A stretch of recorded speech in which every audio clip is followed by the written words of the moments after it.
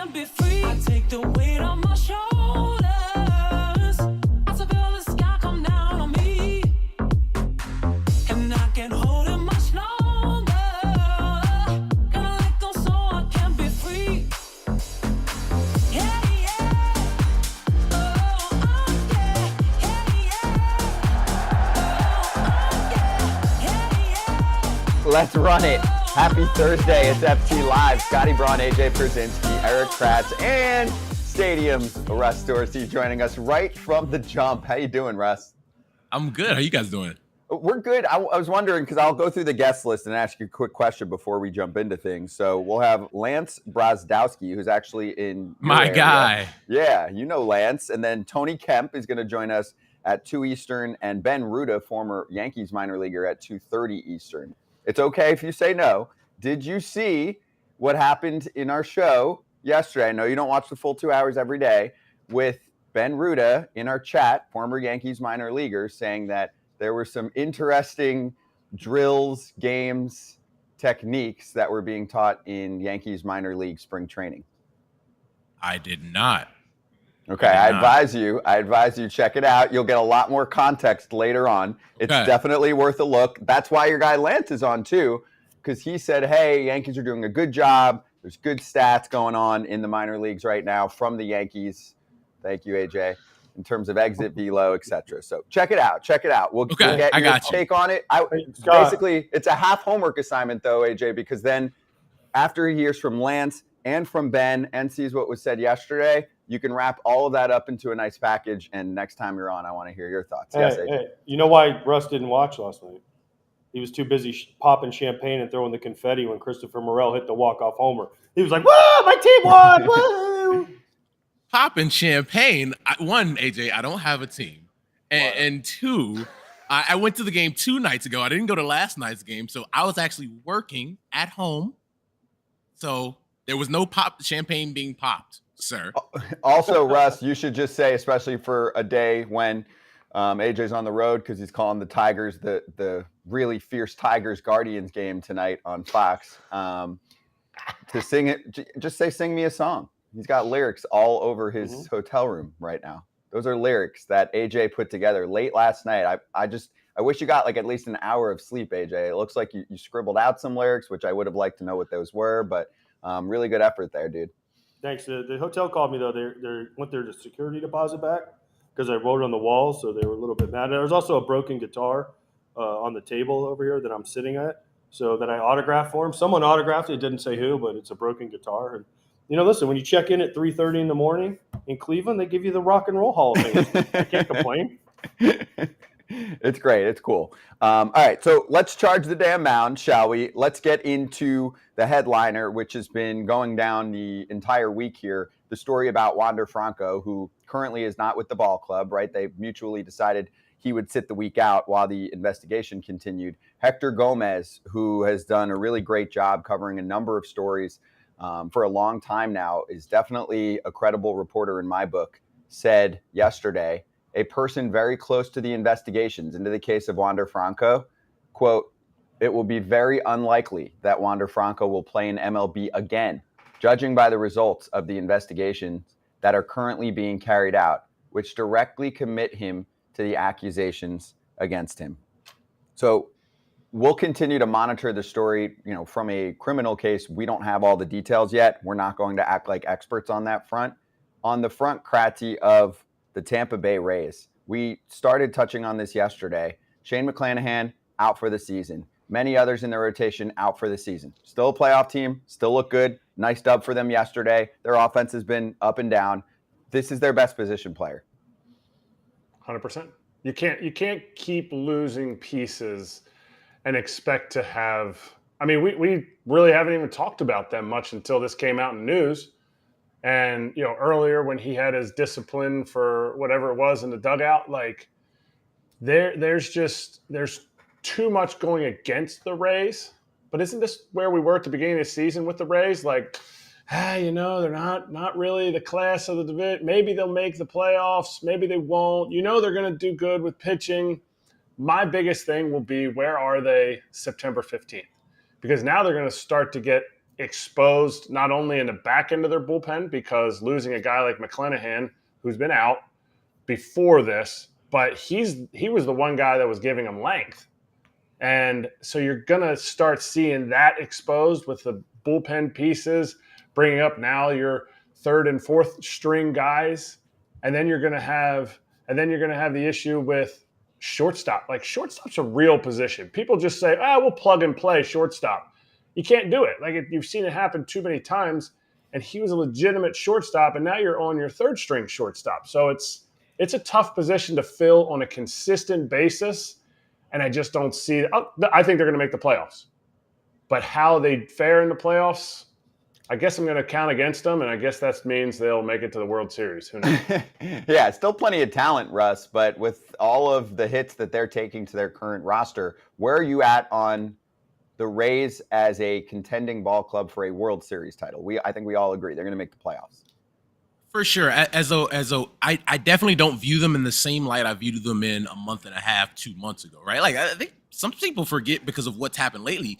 They were the hottest team in baseball for the first 7-8 weeks of the season. And a big part of that was that rotation. But you lose Shane McClanahan for the year, Tommy John. You already had lost Shane Bass for the year. He was recovering from Tommy John. You lose Drew Rasmussen that was so good for them all of last season. After a while, right, you take blow after blow after blow after blow to that rotation. You lose Wander Franco while he's going through his legal issues.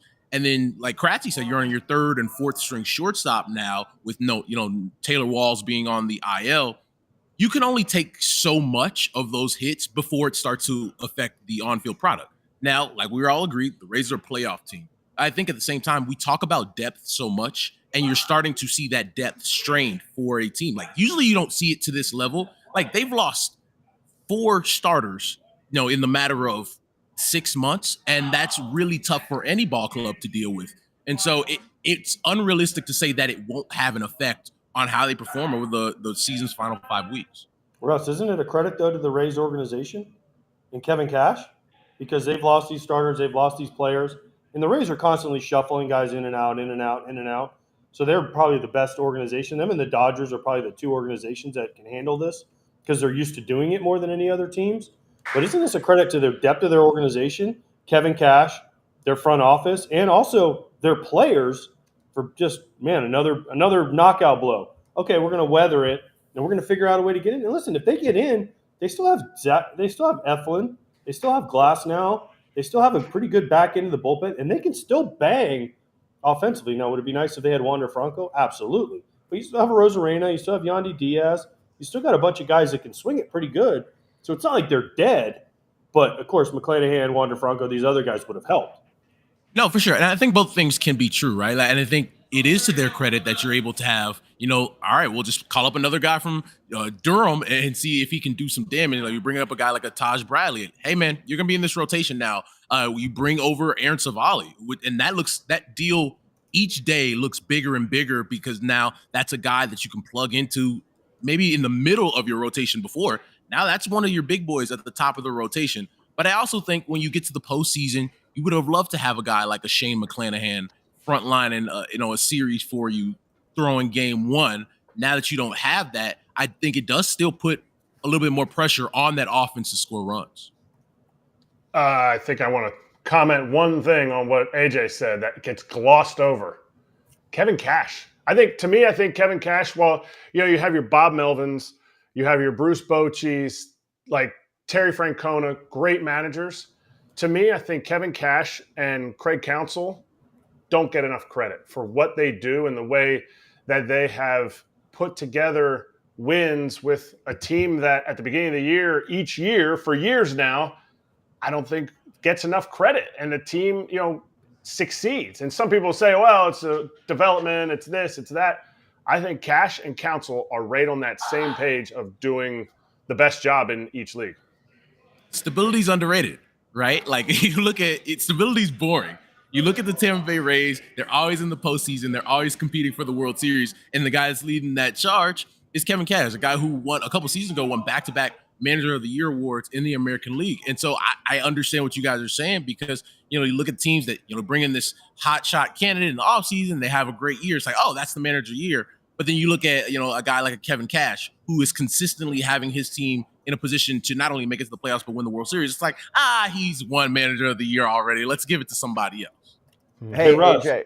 hold on, Scott, before you go, though. I know where you're going with this. Two things, Russ. One thing that wasn't boring is the guy dancing behind you. You missed it. There was a guy dancing behind you. And always two, you said stability is boring. Well, if you're a White Sox fan, tell them that it's boring because it hasn't been very fun. Yeah. I know. I walk around the streets in this city and might talk to my dad. And yes, Sox fans would love a little bit of boring stability. Hey, AJ, one more layer here. Wander signed an 11-year, $182-ish million contract. It could max out to 12 years, $223. This is a team that does not spend money, right? The prior high, I think, was Longo for like $100 million, and that's a lot for them. I mean, they signed this guy essentially to a lifetime contract to be their franchise player. Again, we don't know what's going to go down with all the legal case concerns for him, but if he's not with the team again, like this is who they push their chips all in for to be their guy. So if that ends up being true, just on him not being with the team on the long term, they're going to be searching for another franchise player. Not that you can just pick one out, but this was a guy that they finally decided was worth all of that. So just saying, something to keep in mind there.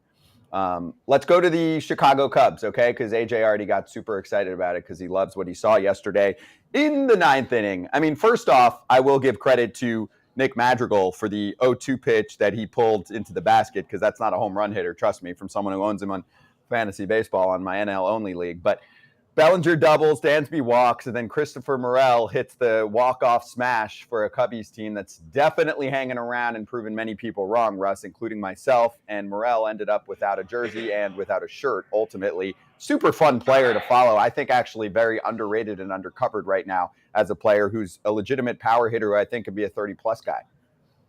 Yeah, and I think with Christopher Morel, he has that feel of special, that electricity that everybody saw last night. Big time power for a guy that's not that big, but he can hit the ball out of the ballpark to different fields, and he has speed. He's a guy that doesn't really have a position, so they plug him in a lot of different places. And I think that game for the Cubs last night, every team has that game where it's like, nah, we're in this thing, and it felt like that for the Chicago Cubs after losing, a game the night before that they thought they should probably win. You come back in game 2 of that series and say, are we going to drop 2 games to a team that's almost 25 games below 500 coming into the series? And what happens? A guy in Nick Madrigal who doesn't hit the ball out of the ballpark goes deep, right? And to get you back in that ball game, make you think you have a chance. And then you get 2 guys on base, a guy who has done things like that all year long, comes up again in the clutch, and that's why the Cubs are going to stick around this thing all season. Why? I was on my plane and I was sitting there and it was 3-1 and I was like, okay, 9th inning, Santos has been great. And then for some reason it doesn't normally. It just gives me a Cubs beat White Sox 4-3, and I just was like, what happened? And then of course I go on my phone and I see it and I'm like, you've got to be kidding. And then I know this is Cubs, and listen, it was a great win for them. And I love the atmosphere there, right? Christopher Morel, and the celebration, dude, he ripped his own shirt off. Like, that was great. He was down to the undershirt before he hit, the Willie Harris at third. Yeah, which was great, right? But my thing is after the game, and I'm going to take it from the other side here as a White Sox fan, Santos came out and said, I should have thrown another pitch. Well, yeah, no shit. Okay, fine. That's fine. But then Pedro Grifol says, the hardest loss from an emotional standpoint? Dude, you're 25 games under 500. This is the game that was emotionally hard, like this game. Like, come on, what about all those games the 20 you lost in a row in April? Like, those games didn't count, but now because it's the Cubs it mattered. Like, dude, come on, you got to have a better feel. I feel like I get what you're saying, I really do, but you've played in that rivalry, and it doesn't matter how bad one of the 2 teams is, they're gonna feel that way, right? Like you guys had years where you were playing really well, one of the best teams in baseball in 05, 06, 04, whatever, before you got there. And then, the Cubs can be terrible. It's not going to matter. 08, both teams are really good. And then you have the city, really going crazy. So I understand Pedro Grifol's point. from an emotional standpoint. I also understand your point where it's just like, no, you guys, I wish this emotion would have been there 25 before you got 25 games under 500. Then maybe you're not in a situation where you have to, get yourself up for a game like this that might not matter more to the Cubs than it does to you. Did this series pan out the way you thought it was going to? Was it hopping in Chicago? You said you were at the game 2 nights ago, and I know the White Sox are out, but 2 days ago or yesterday, AJ was like, this might be the best rivalry. He said he's experienced Yankees, Red Sox. He's experienced Giants, Dodgers. He's experienced Cardinals and whoever their rival is. But Cubs. Cardinals, whoever their rival is. Cubs. But, wow, I just love hearing AJ say Cubs over and over again. Did it own up to it, or was it like, whatever? Because the emotion, the atmosphere looked unbelievable even before the home run.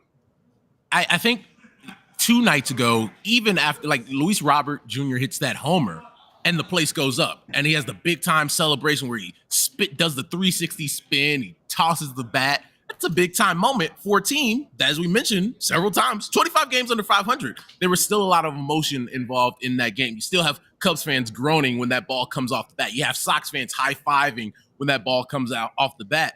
And then you have last night's game. I think for a city that is pretty divided in terms of, one fan base feels like their team is disappointing and shouldn't be in the position that they're in. And one team is like, this team should go to the postseason. I think you got the excitement level that you wanted. Is it the best rivalry in baseball? To me, I don't know if I could comment on it because I feel like I grew up here in the city of Chicago. So I didn't grow up in Yankees, Red Sox, even though I've seen it. I've talked to players about it. I know what I've seen on TV and being in the building for that. It's top 3. If I had to rank it, it's top 3. I'm not going to put it in order, but I'll put Yankees, Red Sox there. I'll put Cubs, Sox there, and then pick whatever rivalry you want for that third. Should Scott Braun have Nick Madrigal on his fantasy team? NL only.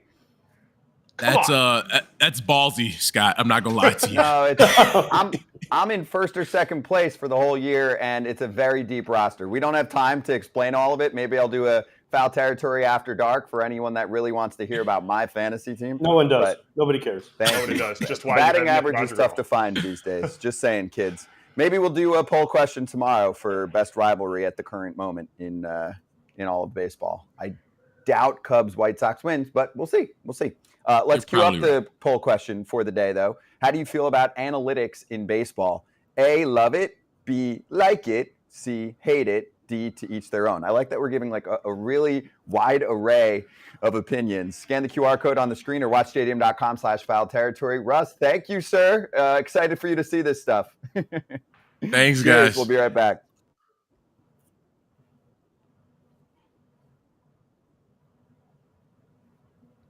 You getting your face smashed in cake, that might have actually made your ulcerative colitis spring up. You can't be smashing your head in cakes, but Oh, you got it? That was fun to have him on. We have the video of you and Hicksy. Mark.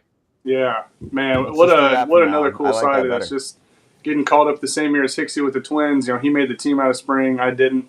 He got sent down in 2014. I was up all year, and then somehow 10 years later, we're 1 day apart in service time. Just really cool to be able to do that and reconnect with him this year. As we got him off of waivers, and that was a really cool moment for us. Yeah, so they're going to smash. There you go. There it is. I've never seen this before. Yeah. Is this a thing? We talked to all the tenure guys, and I didn't hear about this. So we do this for every birthday, actually. They started it last year. We celebrate everybody's birthday. We sing happy birthday to them, and then they get their face smashed in a cake as a little, hey, you made it another year, so let's eat some cake. And then, thankfully, we have a cake that we actually get to eat. Yeah. Put their face in it. Yeah, that's really important because you can't just waste cake. Birthday cake is. Sometimes we try to cut the face out and eat the edges, so that you don't waste as much as possible. And now, back to Foul Territory.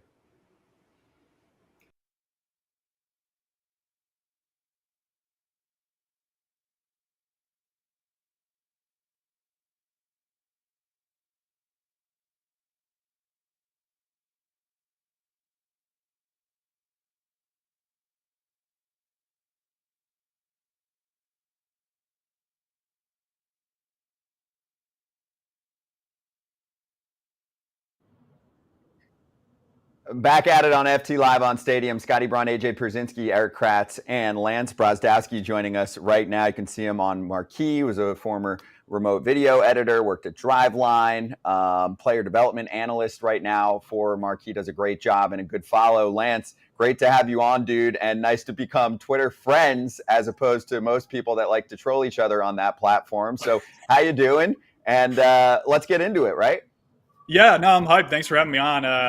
I didn't actually think you guys were going to reach out. I feel like most of the time when these discussions go on the internet, they never translate into an actual platform where you can have kind of a discussion that's actually back and forth. So I'm really curious to get all your guys' perspective and give mine. Appreciate it. Yeah, I'll try to do that, and people just want to keep typing back and forth. Not very constructive. So Agreed. We will have Ben Ruta on later, okay? Yeah. And he's the one, and that happened very organically. We're doing our show. We're talking about the Yankees because they had another loss, and we were kind of burying their season, bringing on a guest, and he's typing, hey, I think there's some issues in player development. Let's show Lance's tweet in response to what some of Ben was talking about, and Ben also tweeted. We'll have Ben on later, like I mentioned. But Lance said, bizarre training methods, in quotations, which is coming from Ben, have led to the Yankees following organizational ranks, combining the 4 levels. Number 3 in 90th percentile exit velo, number 1 in xWOBA, bottom 10 in chase rate, an objectively good organization at developing MLB hitters. MLB team underperforming offensively isn't a reason to dismiss and scapegoat what Dylan Lawson, the former Yanks hitting coach, and others have done from a process standpoint in the minor league system for the Yanks. I acknowledge that there are sharp teams who are subtly reworking how they value offense, especially from the perspective of 2 strikes and situational hitting. But if you are, I got that cut part.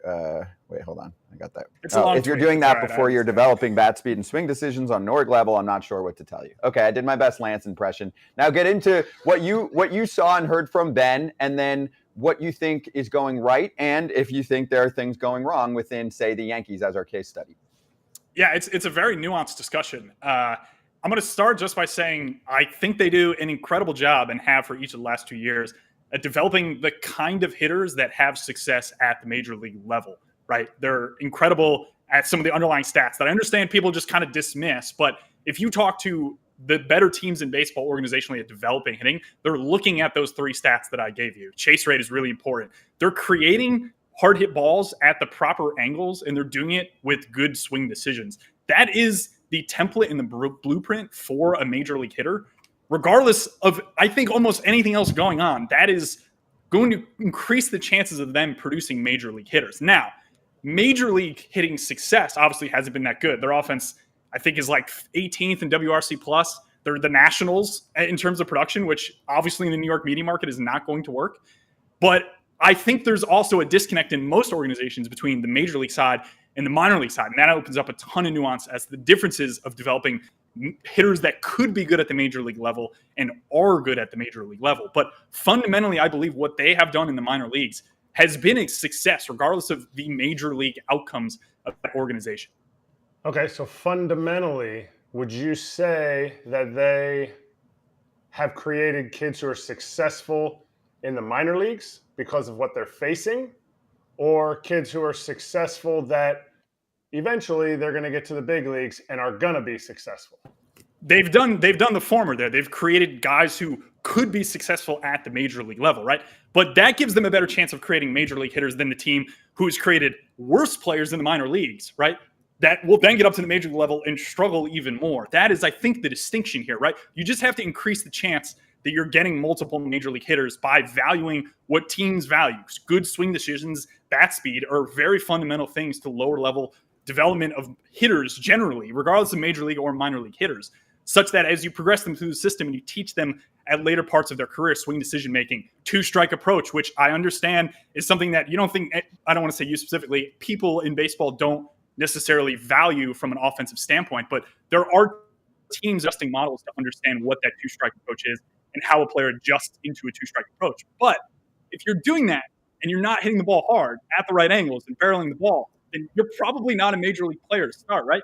Among players this year who have 100 batted balls or so, everyone has hit a ball over 103 miles per hour. If you're a minor league hitter and you haven't hit a ball 103, the chances you're a major league player in any capacity are minute. They're so low, to the point where the Yankees are taking the approach. And regardless of whether you agree with this or not, I just feel it's important to present the case that they're doing a good job of isolating off the skills that matter at the major league level. And they're taking the gamble that that will translate to major league hitting. It hasn't already.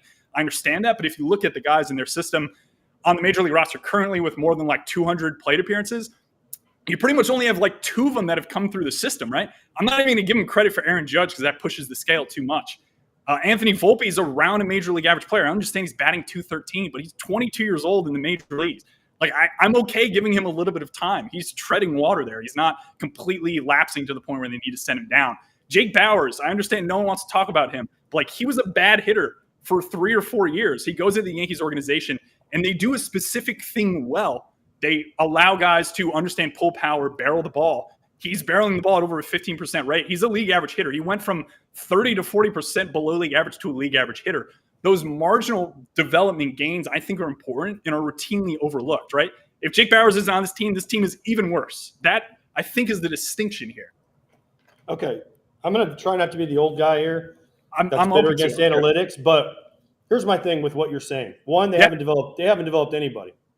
Anthony Volpe, league average. Why? Because he steals bases, and his defense is above average. His offense is not league average. I don't care what you say. It's slightly below. It's right around it. Exactly. So he's not league average. They developed him. Okay. I want you to go in there. I'm looking at their top prospects right now.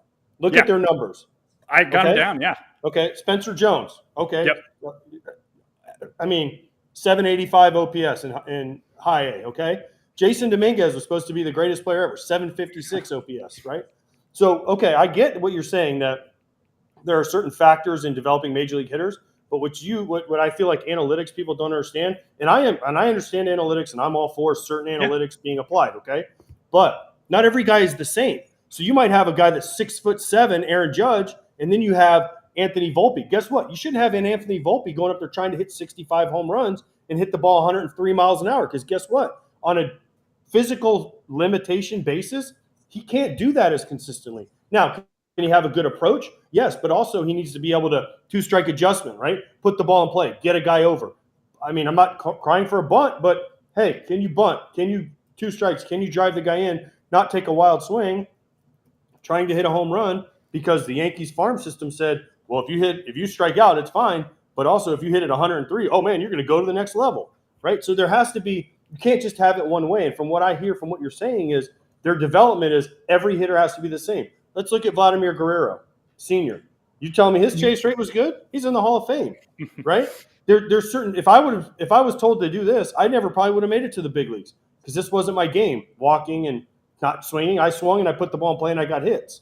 But see, so for me, from a player standpoint, and this is where I think the Yankees miss it. I think they're trying to make everybody the same person. They're saying, okay, everybody beat Aaron Judge. Well, there's only one guy that's Aaron Judge. Stanton's not Aaron Judge, right? They have different swings, different everything. So to try to put everyone into one specific thing, I feel like is a tough sell because players know. They look at Aaron Judge and say, I'm not 6'7", 280 pounds. I'm Anthony Volpe. I'm 5'10", 190. And I have to do things a little differently. So that's my thing as a player. And I get analytics, and I believe in analytics can be good if used properly. Yeah, I totally get that. If I get a chance to rebuttal here, like the thing is, I think in player development, you have to have strengths, right? Like you have to do something well. I totally agree that every player is different. And in an ideal world, yes, every player is going to be catered to by the player development. But the reality is that some of the more successful teams in baseball, in terms of player development, have very specific things they're good at, right? And I think that's okay. Like, that's totally fine. It's like the Guardians do a really good job of acquiring contact hitters, right? There's a clear deficiency on the power side with that organization offensively, but they're sticking to what they know they can do well. In an ideal world, yes, every organization is going to be able to develop every singular kind of hitter.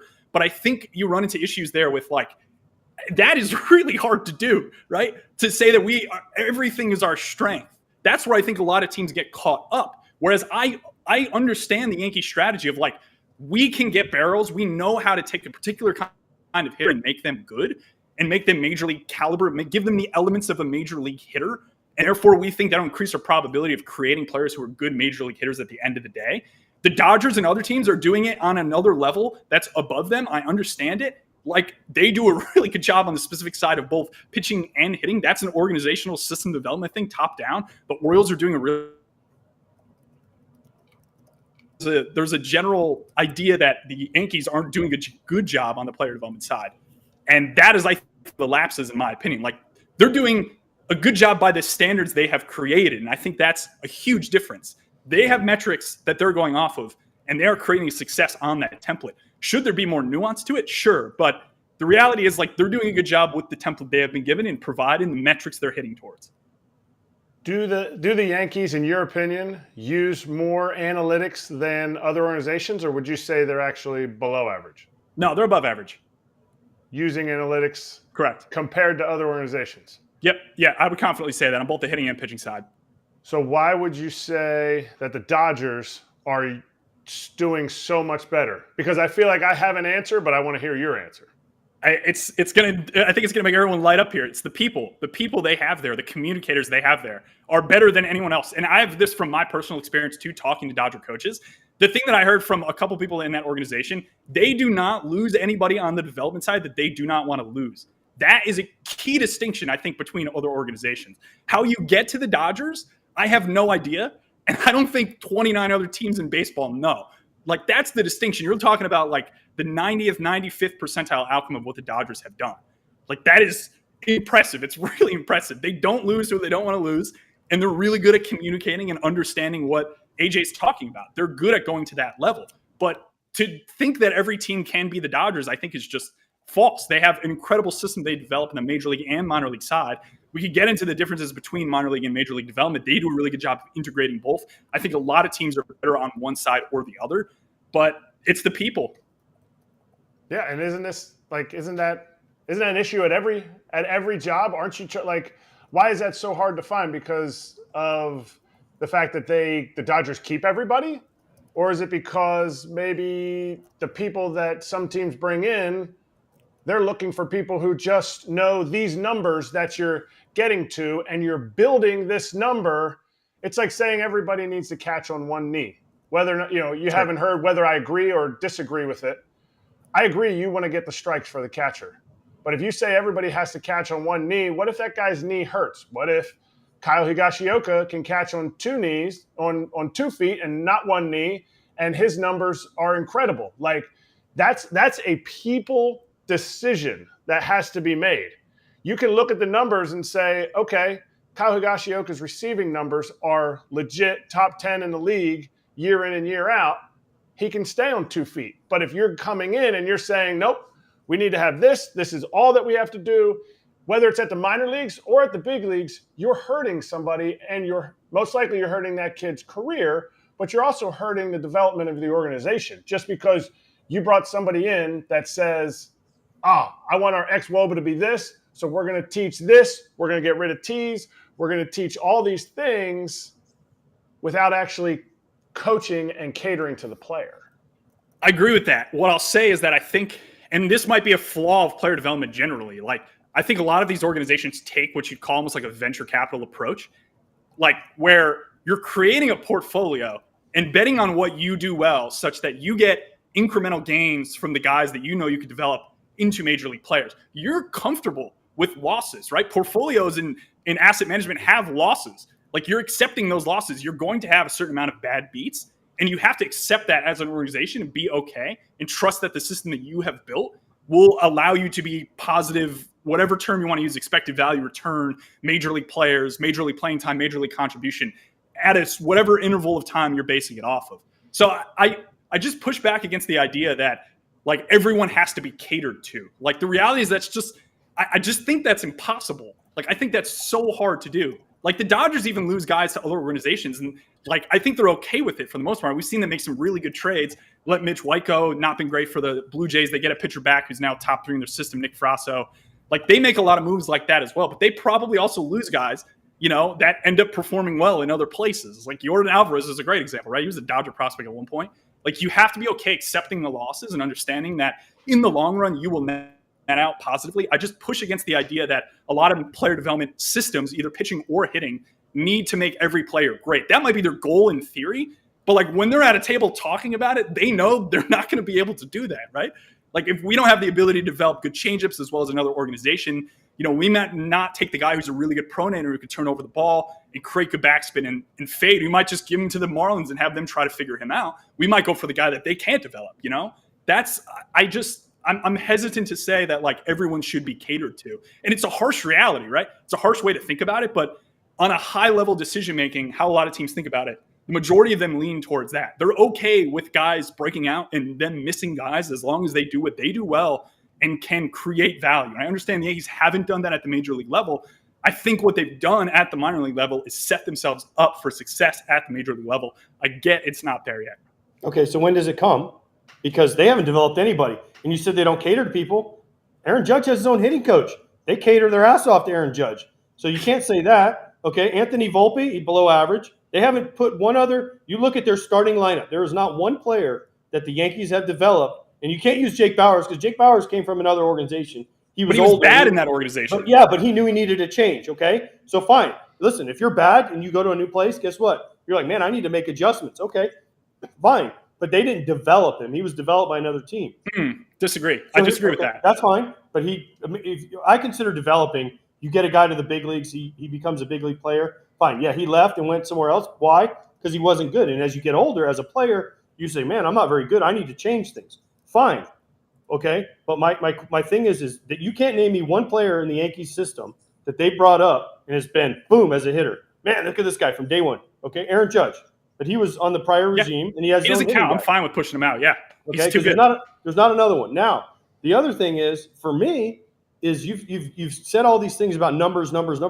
At some point, the numbers have to translate into players. Okay. And maybe it's a drafting problem. They're not drafting the right players. They're not trading for the right players. They're not finding the right players. But you say you can't develop everyone, but you need to be, as an organization, not only you say, organizations can only develop one type of player. And you brought up the Guardians. The Guardians don't just develop one type of starting pitcher. Savali's not a power guy. They have McKenzie. They had Bieber, right? They have Quantrill. They had all these guys, right? They're not all the same. They're not all cookie cutter. Like you're saying, the Yankees are trying to make everybody cookie cutter. Why can't you be good at developing other types? We just got to pick one. Like the Rays don't develop all the same players. They develop different guys. So why it's like you're making an excuse for the Yankees saying, well, they're the Yankees and they're great at X-WOBA. Nobody gives a shit. Can they play at the big league level? Honestly. Like, I'm happy that they're great at X-WOBA, but they don't win at the big league level, so who cares? But give me the guys. They've only, the 7 other guys that have 200-plus plate appearances didn't come through the system. This gets into a nuanced topic of, major league hitting development versus minor league hitting development. The thing I'll say about pitching. Isn't the goal, though, to develop major league hitters? I don't give a crap. Yeah, but they haven't been given the opportunity to do so, right? This stats that I'm pulling are each of the last 2 seasons in the minor league specifically, and we're saying their player development isn't good because no one at the major league level is good. It's this is a 2-year project. You got to see the returns over the next year or two. This isn't something right now. No one in this system, if these guys are major league players at the major league level, I don't think they have as much influence over swing decisions and et cetera and all that. I get that the major league development might be slightly off. That's a discussion I think that's slightly separate from the minor league side being poor or bad or below average or whatever. They've done a good job. In the next 2 years, you're going to see hitters come from this organization who contribute at the major league level. The thing I'll say about pitching versus hitting is that pitching, the template for it is much easier, right? You can use companies like Driveline and Tread Athletics to send guys to. Hitting is reactionary to pitching. I imagine you'd agree with this, right? It's much harder to develop hitters, in my opinion, than it is to develop pitching. And I'm not the person that's running the systems in these organizations, but I've talked to people, and the template to develop pitching is almost so simple that it's shocking some other teams aren't doing it. The template to develop hitting, everyone says the same things. Everyone says hit strikes hard, right? But the reality is that everyone is saying the same thing, which means that no one actually has a competitive advantage in that window. Whereas you see much more nuance on the pitching side. The Guardians are the best team in the minor leagues at developing velocity in the minor leagues. You've seen this with multiple acquisitions from their organization. They have the lowest average fastball velocity in the minor leagues between Class A and AAA. And yet by the time they get those guys to the major league level, they are throwing harder. More, I can predict that on majority of guys that they've probably drafted in this most recent draft, et cetera. Pitching is a different beast, in my opinion, than hitting.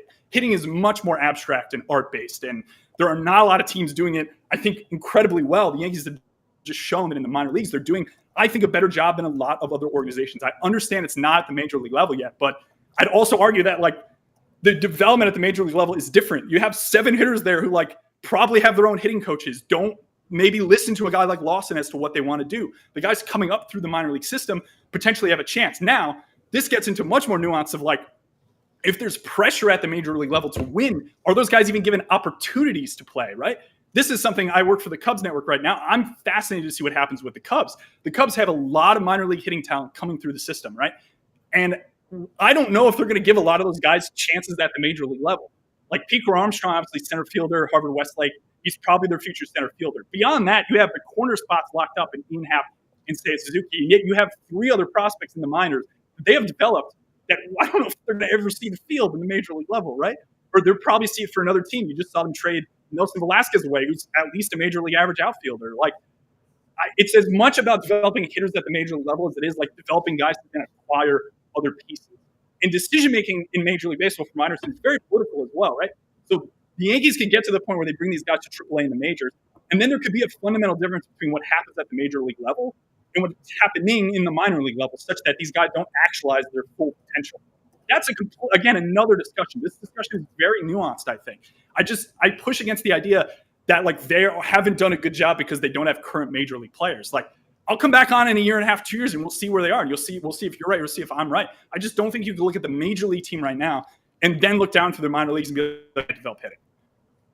But the guy who developed this system, and we'll have to make this a quick one because we're almost out of time, was Dylan Lawson.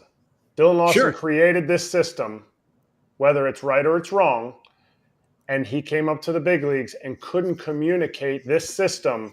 So this is my fundamental difference, is that communication, and you talked about these nuances, and these are the discussions player development has, that communication wasn't there to translate.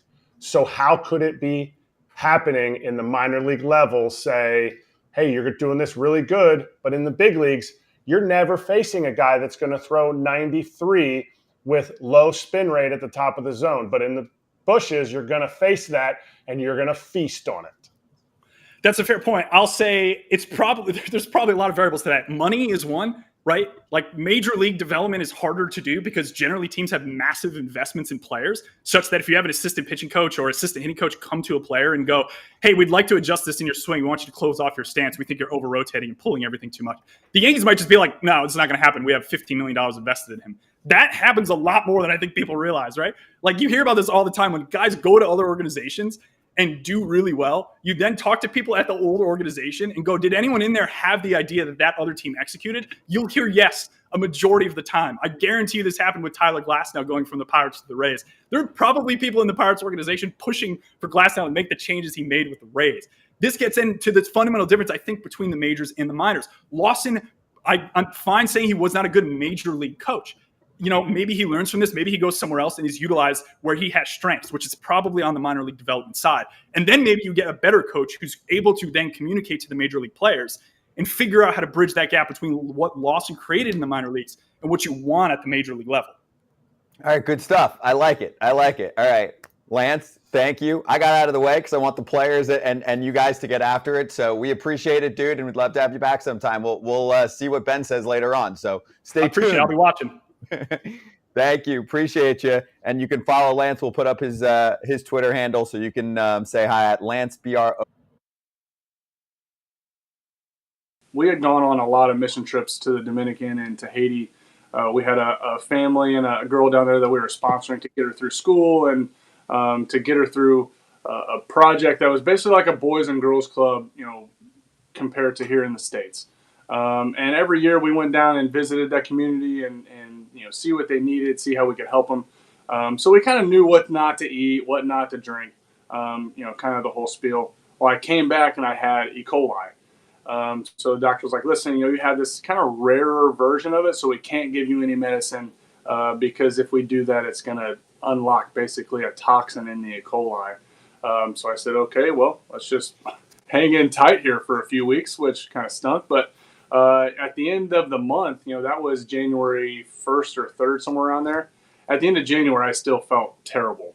So the twins said, hey, we need to get you a scope. We need to get you to a doctor to see what's going on. And you know, that's when I was diagnosed with ulcerative colitis, which essentially allowed that E. coli to kind of take place there and take hold in the Dominican and Haiti. But yeah, that was a different kind of journey, you know, going through, you know, developing an autoimmune disease that, kind of hangs out with you for the rest of your life, and you don't really know when it might flare up and when it can kind of rear its nasty head. But thankfully, throughout the year of 2019, the first part at least, I felt good, and then really went through a stretch around All-Star break on where I just wasn't sleeping. I had lost 20 pounds without getting into too much of the details for you guys. Was just up all night, not in bed, not able to sleep, unfortunately in the bathroom. But lost 20 to 25 pounds and just wasn't myself. But the adrenaline and the rush that we all get when we play actually allowed me to feel good every 5 days when I was pitching. So it was pretty stupid doing that 20 pounds down, but that was the only time of the week that I felt good.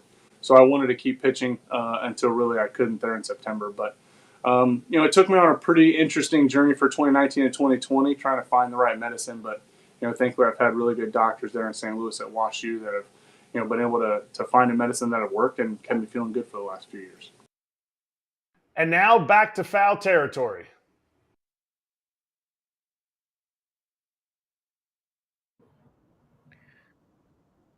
What's good? We're going to be spicy all day. So of the poll question results here, Like It is winning by far on thoughts from people on analytics. So, which I put for me, and I think most people put. It's like, yeah, we like it. And also information. So we'll put it that way. We have much more to get to with that. Right now, let's spend some time on the Major League field with a little last minute game time. Not a huge slate tonight. So, when we take our private jet around, we don't have a ton of options. But if you hit the Game Time app, and we appreciate the whole FT fam for getting involved here. If you're hitting a game, this is the code for you, okay?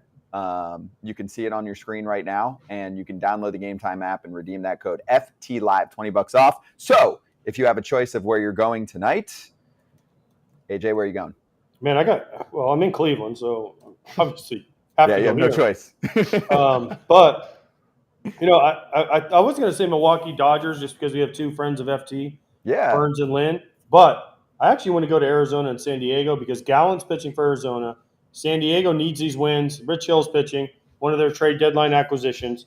So, after all the stuff that Machado said we have to win and this and that, well, guess what, San Diego? Here's another shot. Let's see what you can do. And they just took 2 out of 3 from Baltimore and looked pretty good, I actually will say, Kratzy.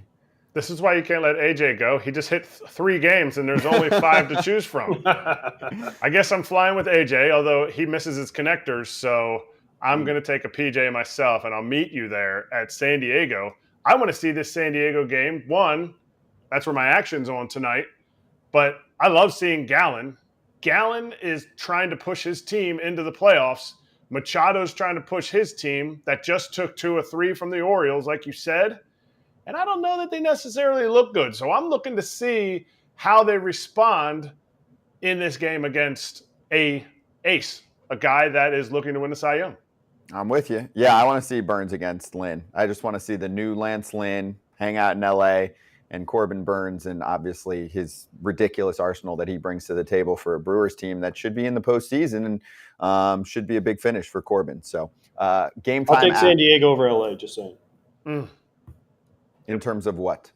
Everything. Everything? Okay, fine. Weather, traffic, fans.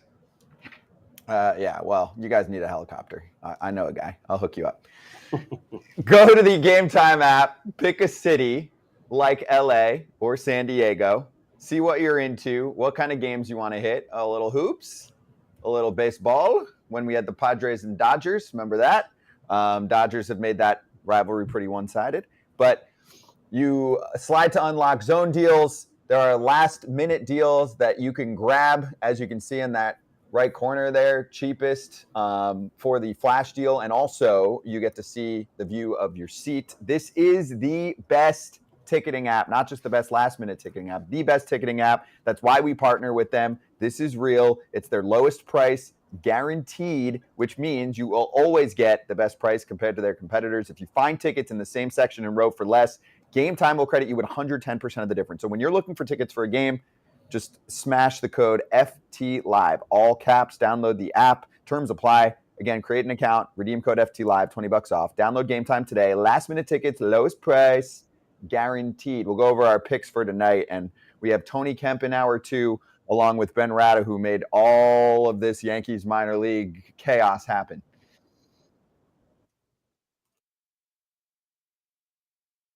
Torres's numbers have been great in Yankees standards, and he's been an above average hitter at a premium position in second base. I think that some of the criticism with his base running and the errors, maybe that's amplified because of just how bad the season has gone as a whole for everybody. It's been a resurgent season for Torres, and I think that they have a decision to make there because he's entering now. Next year will be his final year under contract. Do you want to extend him? Do you want to trade him? Maybe open up a spot for one of your youngsters like Oswald Peraza coming up behind him, who hasn't played. Maybe he's turning into one of those prospects that the Yankees just haven't given that opportunity to. I heard, Eric, your comments on Davey the other day. We're starting to get to that territory, Estevan Florial, with someone like Peraza. But I digress.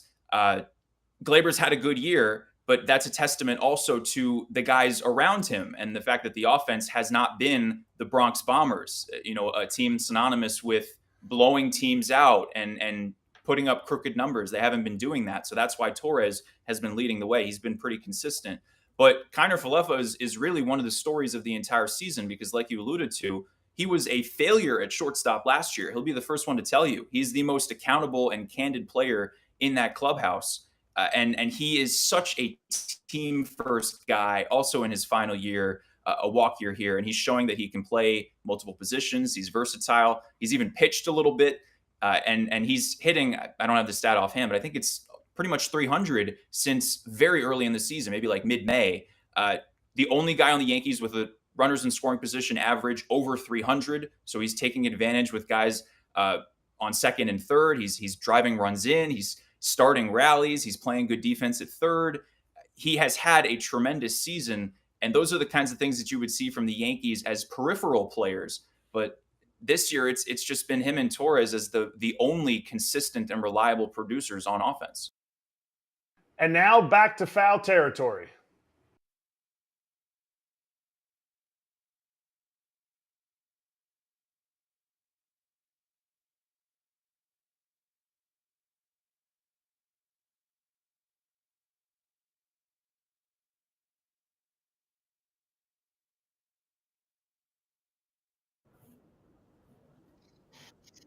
Let's run it. What a day. I love this show. FT Live, Braun, Pierzynski, Kratz. Why are you shaking your head? No, I just want people to don't think that we hate analytics because I think because the conversation we just had, and we don't hate analytics at all. I think we both, Kratz and I, both understand analytics and we both respect analytics, and we think they can be used for the proper way. I just think both Eric and I were saying that they're not being used properly within the Yankees organization to develop major league players.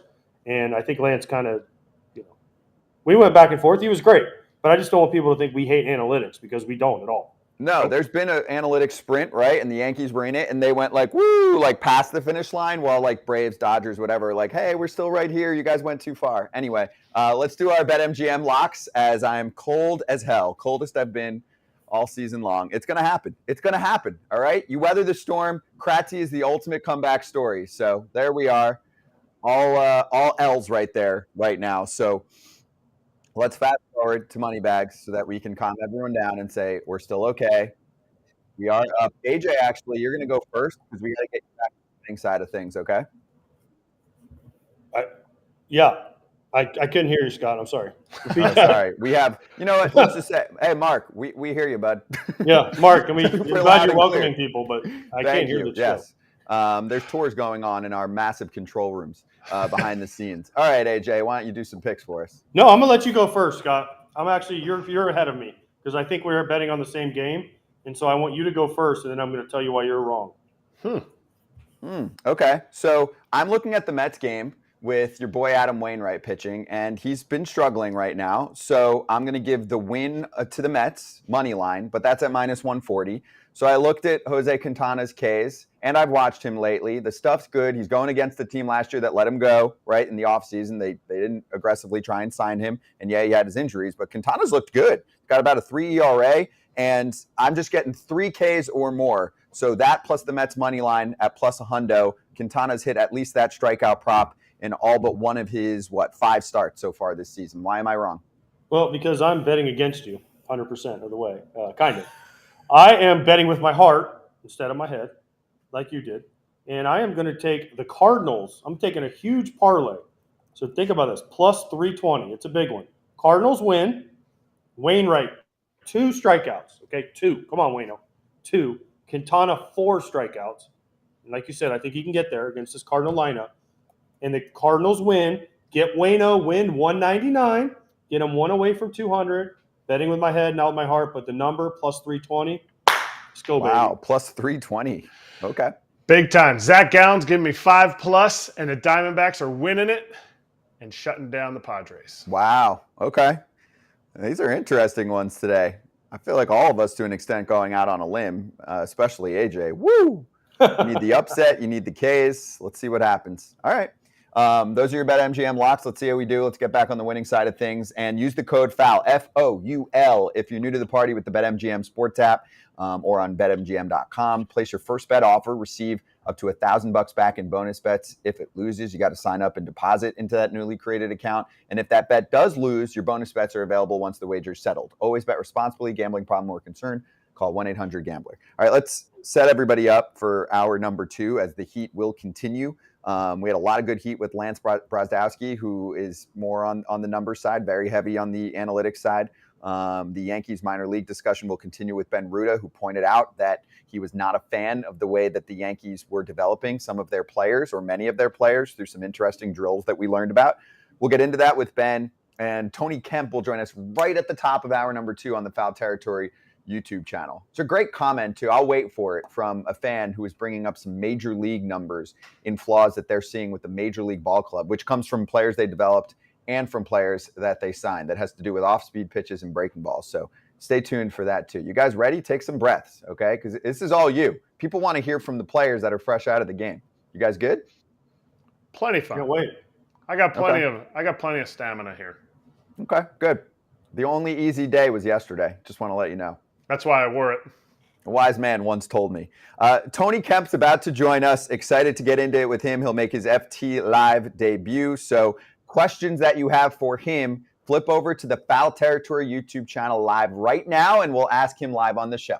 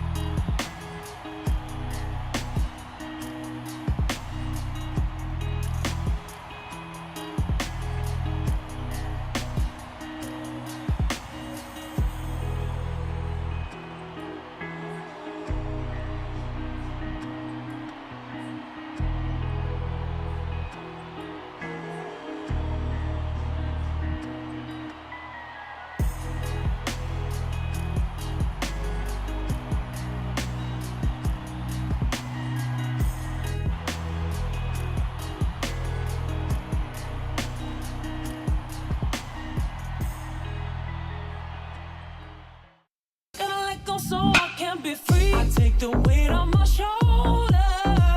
I feel the sky come down on me, and I can't hold it much longer. Gotta let go so I can be free. Yeah, yeah. Oh, yeah. That pitch to this.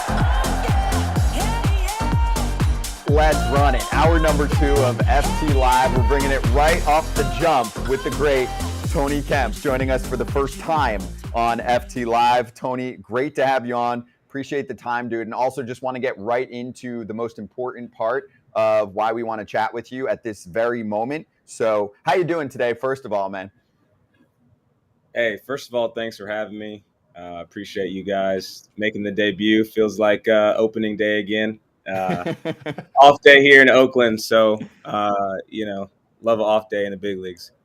Yeah, I appreciate you spending a little time with us, and also the time that you're devoting to the just awful situation going on in Maui. So from a post that you put up on socials, the devastating wildfires in Maui have claimed more than 100 lives and devastated the area where so many live and work, and my heart goes out to those affected. I have some cool custom bats and cleats from IKB Customs that have gotten some attention recently. I'd like to use them to raise some money for relief efforts. First one is the Hey Arnold bat, seen in photos below. I see that one all the way to the right. So super cool bats. Love that, dude. What else can you add? And we obviously value and respect what you're doing there to try and raise money quickly.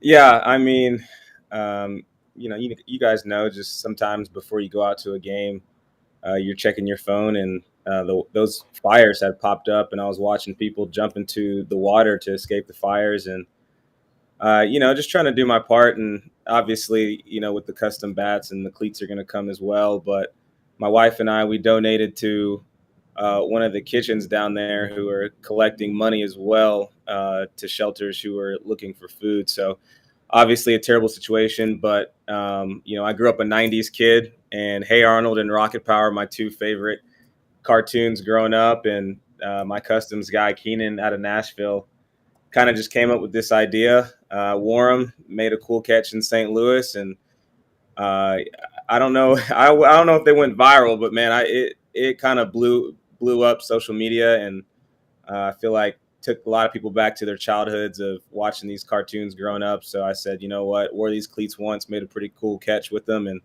let's do our part and help out and donate some money and help some people in need right now. You have a connection to Maui? You have a connection there, or is it just more like guys you played with and like just your heart went out to them when you saw the videos? Yeah, I never been to Hawaii. I know my parents went one time, and our aunt had to babysit us for about a week, so that was a fun week. But other than that, no, not really any ties to Hawaii. But just I feel like doing my part, and hopefully seeing athletes around the MLB will join in too. I was going to say, Tony, how does a guy from Tennessee get so involved with Maui? I mean, Kratz, you nailed it, because I was wondering the same thing. You were like the original Vandy boy, so for you to promote like the Maui, it's awesome, because I played out in Hawaii. I know what the people are like out there in Hawaii, so I salute you for what you're doing, and as a former player, I appreciate it. Yeah, you guys would be doing the same things, and you guys know how it is. It's when you have a platform like this, anything that you can do to push a positive movement forward, you got to do. So, obviously respect y'all's careers, Kratzy. We didn't really cross paths too much, but nothing but good things said about you and the Houston Astros organization. And obviously AJ, man, over 2,000 career hits. I mean, I don't know how your body held up all those years, man, but much love to y'all. Tell him, AJ. Wait, tell him what Martin Maldonado asked you this weekend. Yeah, the guy you were traded for, Maldonado. We had him on Fox this past weekend. He goes, "Man, you caught all those games. How do you feel?" And I looked at him. I go, "Martin, I'll catch a game tomorrow, buddy. I got nothing wrong." And he's like, "No way." Yeah, and Kratz said the same thing, but Kratz, there's a little different. Kratz got 2,000 at bats, including high school, so he had a little different level of playing. But I'm very fortunate, very lucky. But I want to talk about the Vandy boys, man. Were you the original Vandy boy? Were you the original Vandy boy? He's 31. You calling him old? No, I'm saying like him and like David Price, right? And some of those guys, like Sonny Gray. You guys were like the original guys. And now every kid, I have a 16-year-old kid. Kratz has a 16-year-old kid. Every kid wants to be a Vandy boy. And I mean, you guys kind of started it. Yeah, it's man, what a takeoff of a program that Corbin's done. Actually funny, I texted him.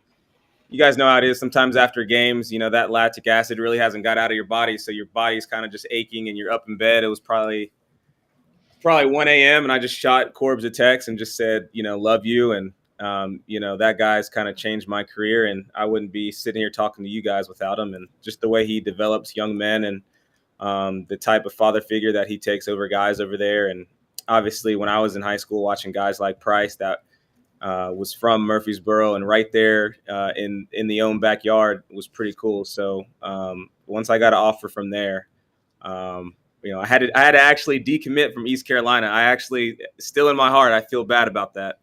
But I couldn't pass up an offer to play at Vanderbilt.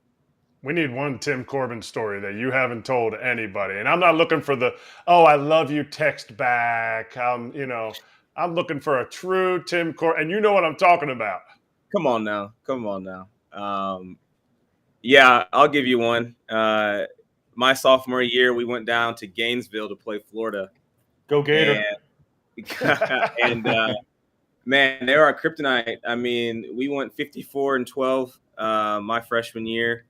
and 5 of those losses were to Florida. 1 in the SEC championship, and 2 of those came in the College World Series. So they always had our number. But anyway, fast forward to sophomore year, we drive down on the sleeper buses.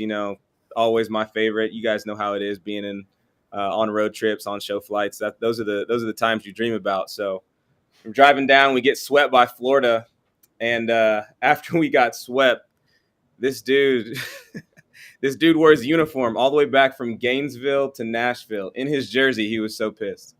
And so I always tell that story that, Corbs is always for the boys, but he wore his uniform after that sweep from Gainesville all the way back to Nashville on a sleeper bus. I was like, that's impressive. I like that. I'm going to say this. Go Gator. Thank you, AJ.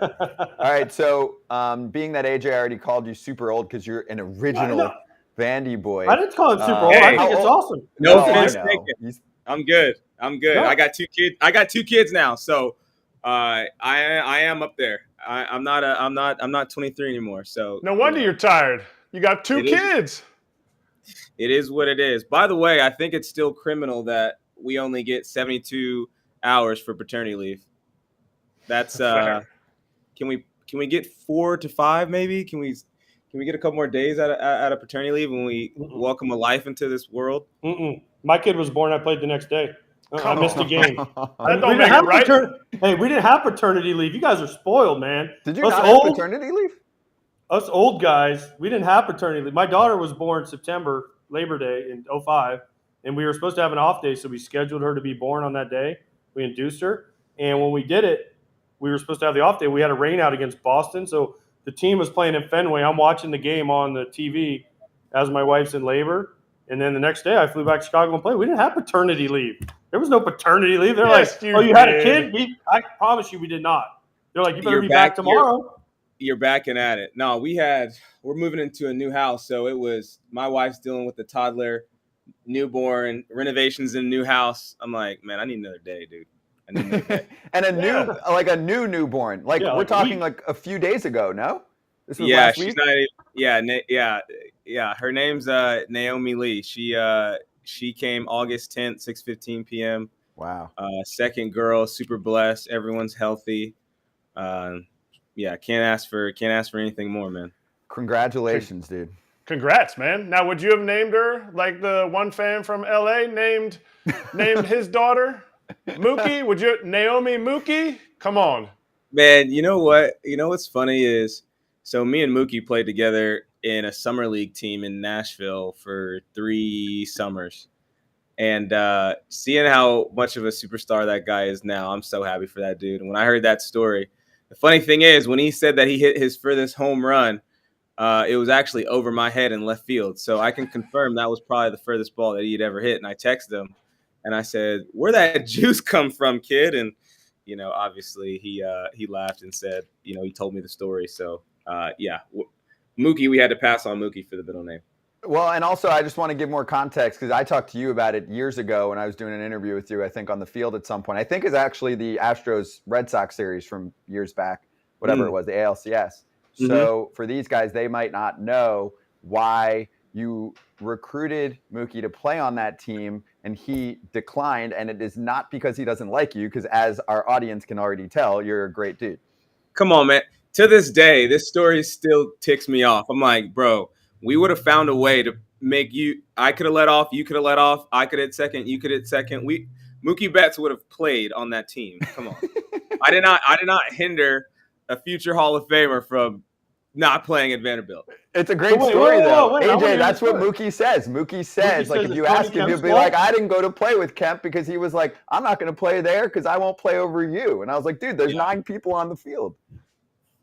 Yeah, so it's actually funny because anytime we got recruits, like obviously I wanted like the top recruits to come, like, let's have a good time, give me the best recruits. We're gonna take them down to Broadway, show them a good time. Yeah. I mean, it was more Demumbrum. That was more the college scene back in the day. But Mookie is still the only guy that I never got to come to Vandy. So it stings. It still stings.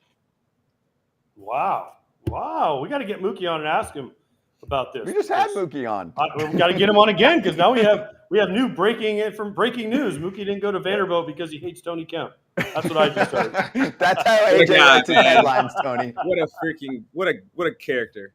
Hey, Tony, go ahead, Scott. AJ. No, I was going to ask you about the Oakland A's. I mean, I want to hear about some Oakland A's stuff, and you guys have been playing better. I know it's been a rough year, but Kratz, I played with Kratz. I played under Aldretti, your first base coach. I know a lot of those guys. It's been a rough year, but I think you guys are playing better when you watch the way the product on the field, it has improved. Yeah, man. I mean, obviously it's a different situation here in Oakland. I think we were looking around and we had 2 guys in arbitration and 1 guy in free agency on the roster. And I think everybody else was on the major league minimum. So definitely have to have a lot of patience with these guys. I mean, you guys know just the way you get better in the big leagues is experience throughout years. The more volume you get, the more stuff that's going to hit the fan. And, it's just on a bigger scale under a microscope that there are more people watching. And, these guys are getting everyday at bats, but there's also a lot of young, talented prospects who have played well. I mean, you look at Geloff, who has started off hot, and then you got Soderstrom, who hit a 420-foot home run yesterday, and Lawrence Butler. And, I even got to applaud Jordan Diaz. We call him Jumbo. I don't know if you guys remember Jumbo Diaz, but I call him Jumbo. He's at third base now, learning a new position and playing well. So, yeah, a lot of patience over here. Just happy to be it's crazy. I only got, a little over 6 years in the big leagues, but I'm a vet over here. So just allowing these young guys to play and, when things go bad, just pulling them over and say, it's all right, get the next one. But, the mistakes that are made, they're made at 100%. So you can't fault the guys. They're putting in the effort for sure. We just had a guest on talking about analytic things and, non-analytic things. And he said in his quote was, maybe big league hitters aren't willing to make adjustments. You ever make adjustments in the big leagues? Come on, man. Hey, it's a different game. It's a different game with analytics and stuff. And that's a whole nother topic. Obviously analytics is one thing, but the human element, human instincts, you can't teach that either. Not all lefties are created equal. Not all righties are created equal. And sometimes, like right now, I have reverse splits. I'm hitting better off lefties than I am off righties right now. And you can't explain that. But in the matchup world of analytics, you would say, hey, this guy doesn't have a good chance of this. And you got to make that adjustment. Obviously, I feel like you guys know every year in the big leagues, it's constantly changing. And it's how you have to make your own adjustment to stay in the league. The league is not the same as it was when I came in 2016. So now in 2023, you got to shift gears and you got to make adjustments to guys like Spencer Strider, Shohei Ohtani, Jacob deGrom, these guys who are out here throwing invisibles. So, analytics is one thing. Human instincts, human element, that's a whole nother ballgame. All right, take it to the human instincts when you're the vet. Are you the mic guy? Are you the mic guy on the bus? Because I always wonder. Man, Kratzy, there's some stories about you getting on that mic, dude, and I love it. Obviously taking some of those things to the grave with me, but I've been known to do the mic here and there. That's like I said, all the perks of the big leagues. You enjoy it for what it is, but obviously I feel like once you're done playing, it's all about the guys in the clubhouse, the boys, and getting on the mic and roasting guys when they needed to, picking guys up when they need to. So to finally get in the front, Trevor May does the mic as well. So we kind of been splitting time. So when one of us gets tired, we kind of give it to the next guy. So it's been we've been keeping it as light as we can over here. So who's the one who's sang the best, or who's told the best story? I think to this date we got JJ Bleday for best story, anchor down, and I feel like the best guy who sang so far, I'm gonna have to give it to Zach Geloff. He's Nice. he knows he gets it. He's got that feel of a big leaguer. Really hasn't wavered so far, and he put up a good performance, so he got the check mark. He didn't get sent to the bathroom. All right. What's the number one song saying? Because like when I'm not that old. I'm not as You're old as old. Scott wants to. I'm old. That's fine. You're old. But it was like Santeria by whatever that Sublime? Sublime. That every guy from California, that was their go-to song. Are you proud of me, Kratz? I said a non-electronic music song. You did. Yeah. Thank you. I mean, we don't repeat songs. If someone sang a song, you got to go with something fresh. So, and if he killed that song, that would be very dangerous to try to follow up that act. So I would advise against going against, a song back to back. That's dangerous. I like it. No, that's smart. fair. That's smart. Going to Banyo. Wait, so on that personality-wise, we've spoken on the A's to Brent Rooker. We had Jace Peterson before he was traded. So who's the next Oakland A that we need to speak to based on this conversation? Personality. It could be one of the newbies or it could be someone else. But, like, who's the guy where you're like, yo? Because the other thing we do on this show, I think, is sometimes highlight a player that, like, in a relaxed, authentic setting can just let loose and say whatever the hell he wants in, like, a mini podcast form, because we don't grab guys for an hour plus. We know it's the season. I'm going to have to go with my my seat buddy on the plane, Nick Allen. He's an interesting cat that, I feel like doesn't get praised enough for what he does. Smaller frame guy, plays shortstop, got a good presence. But once you get to know him, once you get to really understand what this guy's about, he's a baller. So I think I would say Nick Allen. Wait, you have a seat buddy? What kind of planes are you guys flying? Commercial? You guys? No, it's show cards in the back, baby. We sit at a table, so Nick sits next to me. He's got the window seat. Okay, good. I was hoping they weren't. The A's were doing some things. Yeah, wrong, you know what I can would see say the about A's. Hey, I'll say this about the A's. It might be, people might look and say, the A's, whatever. Mickey Morabito, the travel sec, who's been here for 40 plus years, we travel nice. We always stay at a Four Seasons or a Ritz whenever we travel. We got card tables in the back. We travel nice. So that's one thing I will say about Oakland is they know how to take care of their guys when we travel. Yeah, that's good. See, Tony, you've learned over your 6+ years, kiss up to the travel guy. Because you know what? When you get to the hotel, guess what? Oh, guess what, Mr. Kemp? You got upgraded miraculously. I don't know how. So man. Mickey, I actually saw Mickey when you guys were in Dallas earlier this year when you guys were playing the Rangers. Had a nice chat with him in the bar there at the Four Seasons. So, yeah, he's a good guy. He's been around forever. So, but I know what you're doing there. I get it. Hey, Mickey, if you really know Mickey, he likes a dirty martini. So I'm well aware. So anytime I'm at the bar, he's drinking for free. That's my guy. And obviously those travel secs work their butt off. I mean, your family comes in town, you need to buy extra rooms. And, this guy, if you tell him one thing, not even a text, just tell him at a bar or tell him at the field, he's got a really good memory. And to this day, this is my 4th year in Oakland. He's never messed up. And to say that about a travel sec is saying something. Coming up through Houston, you came up through Houston's system when they were trying some new things out. How did that stuff feel when they were trying new things out? Or were you like, man, I don't want to try this stuff. I know what I'm doing. I'm a 5th rounder out of Vandy. I know what I got to do. And how did they implement it for you in the sense of like, all right, I'm going to, I want to make it to the big leagues. Is this going to work in the big leagues? Or were they like, no, here, put this on your bat. We're going to have you face this crazy stuff. Yeah. I feel like with Houston, we had a lot of good talent. There was a lot of stuff being thrown at us at the time. Jeff Albert was the hitting coordinator at the time. And, I bought in. I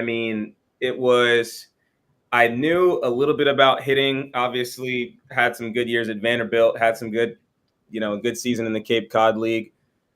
But it was all about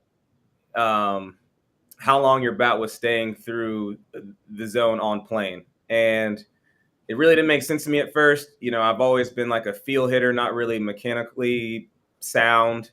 I like to go out there and just feel what my body's telling me.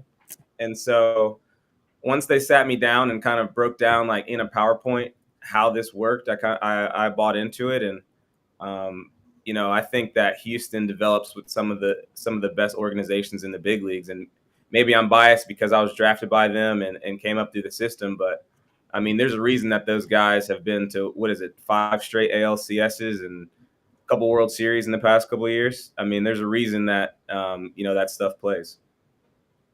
Hey, Tony, a couple fan questions. One from Troy. He said, most fun teammate that you've ever played with? Woo! Most fun teammate I've ever played with. Jake Marisnik. Yeah. You know that. Yeah. So now you can't use him. He's off the board. I love Jake. Jake's my guy. I'll probably have to say George Springer. Nice. Any reason in particular? Just, I mean, we know about George. Fun, always great attitude, a lot of energy, right? Yeah, he. So when I got called up in 16 and we were on the home side, his locker was next to mine, and man, that guy's a character. That guy's a character. So yeah, I'll probably have to say George Springer, just because, you know, you always remember when you're the first time stepping on that home side in the big leagues, and there's a lot of stuff being thrown at you. And I feel like Georgie was kind of that guy that slowed the game down for me, and kind of, you know, I went under his wing, and great guy, great teammate too. Did he buy you a lot of shit? Like, you know, Lorenzo Cain's one of the hosts of this show some days, and we are finding out from many of his teammates that Lowe would be like buying dinners for everyone, taking some of the rookies out and just spending like thousands of dollars on new clothes for them. He was like, yo, I got you. Man, this interview is probably going to last like 2 hours. Cause like, I mean, the stories that, Springy was cool, man. Anytime we would go to like play the Rangers or go play Seattle or go play Anaheim, he was always texting me, having me come over to his room. We'd order room service, kick it, have a couple beers, talk about the game. And you know, as a rookie, that's cool. You know, Springy had done some really cool things in the minor leagues that not a lot of guys had done. And you know, when you get drafted, you see those guys who are on the cusp of the big leagues. And I remember when he got finally called up to the big leagues and just seeing how electric of a player he is. You know, can't say enough good things about him. But anytime we went out, I don't think I ever spent money on room service on the road. That was all George. Perfect. Is this you now, though? Are you the guy for the A's? Are you the guy now? Because, I mean, you're like the vet. You keep saying you're the vet.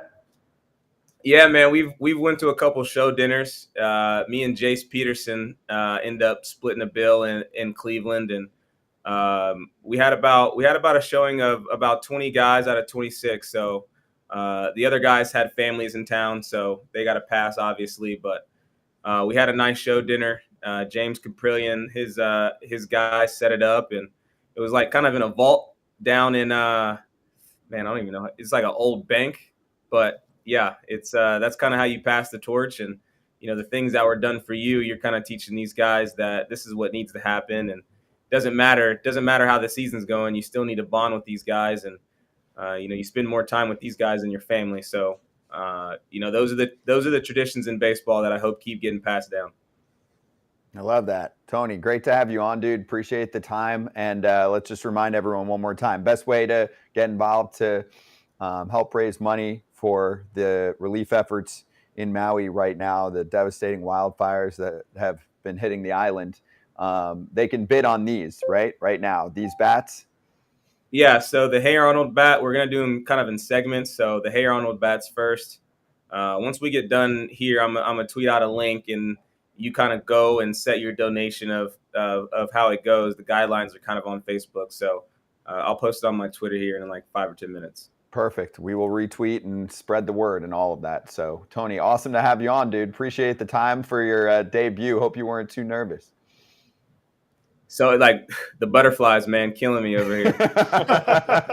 Yeah. Tony, what size is that toothpick you're swinging? Maybe I'll get one of them for my boys. They don't even know who Hey Arnold is, but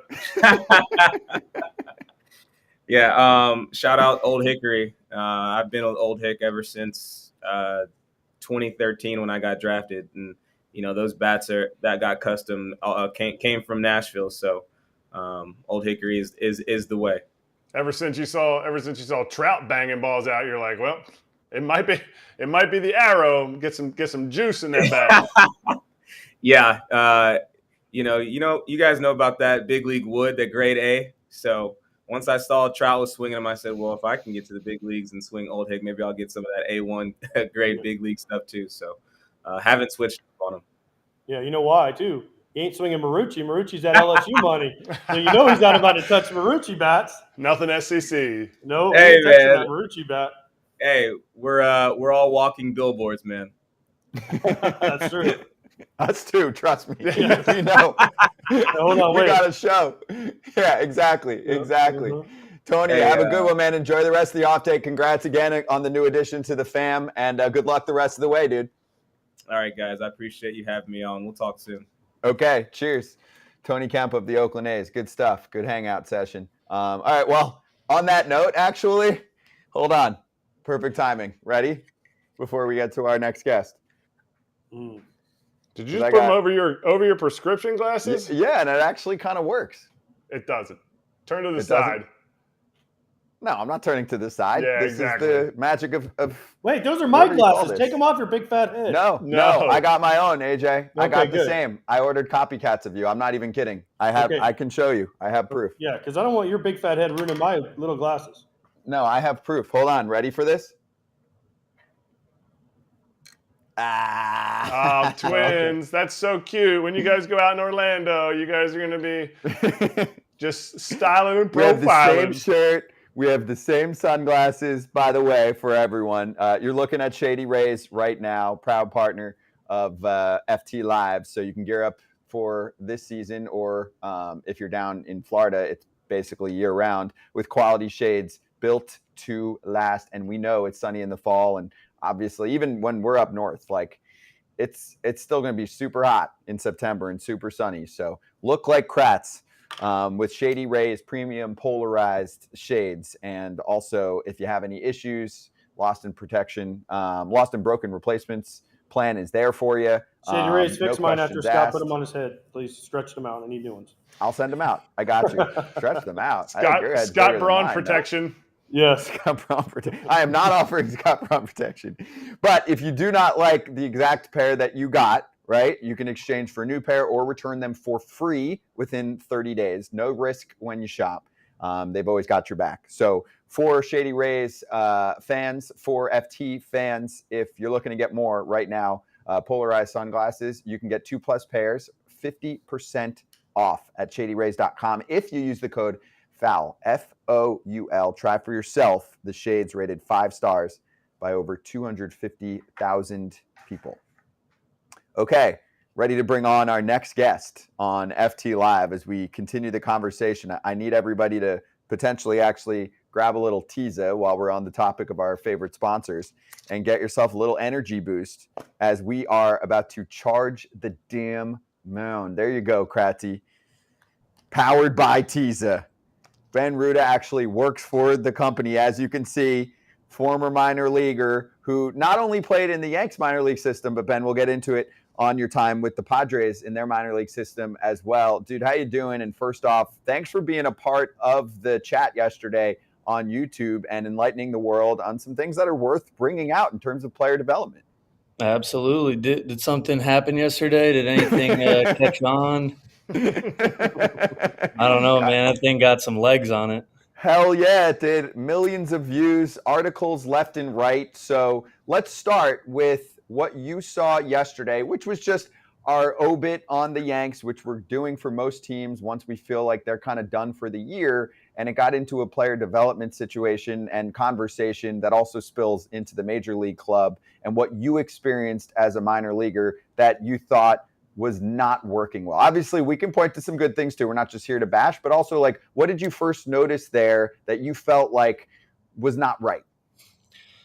Well, first I'll say I did listen to Lance's, and I appreciated him coming on. He had some good insight. And I did hear from, the list is growing every hour, every couple minutes, but over 30 guys, including current major league coaches, players, strength coaches, all guys, some with Yankee ties, some without, all just saying, man, it's about time we talked about this, just happy. So you guys take that for what it's worth. I got guys telling me, say it all, say everything that, we went through.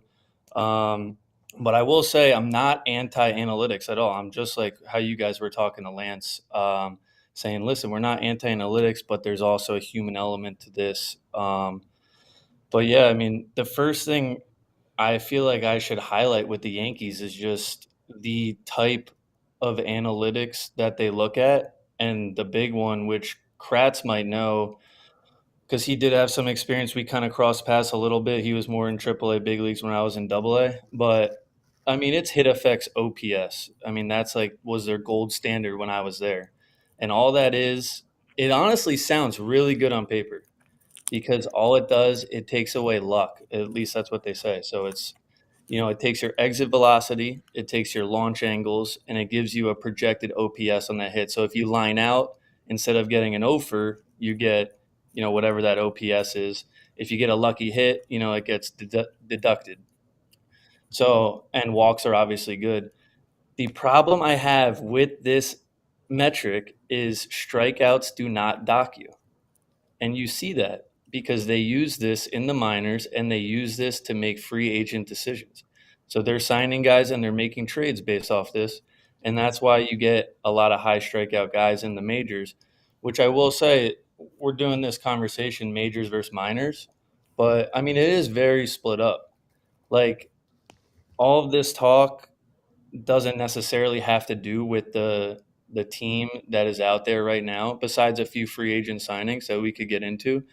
But I think I'd like to get Kratz and AJ's kind of opinion on this. I think that's their main problem is just getting too many of the same guys and trying to make everyone, which is what you touched on before, everyone the same player. I think that's where our hang up is. And my side of it is I'm with you. And AJ, I think, is on the same page. Like, we both love analytics because we came from a catching background where we're evaluating guys all the time, whether we're trying to or not. We're profiling this person as a player. We're profiling this hitter and how we're going to attack them, how we're going to win the game. And to me, my side of it is, how is the communication of it when it's given to you as a minor leaguer? How is the communication of it delivered so that Ben Ruta can make the big leagues? And how did that change from when you got drafted in 16 to when things started to change over in 18? Listen, when I got drafted, I'll tell you about my first day in the facility. I signed my contract. I was a 30th round pick, signed for a fat 10 G's, pretty proud of that.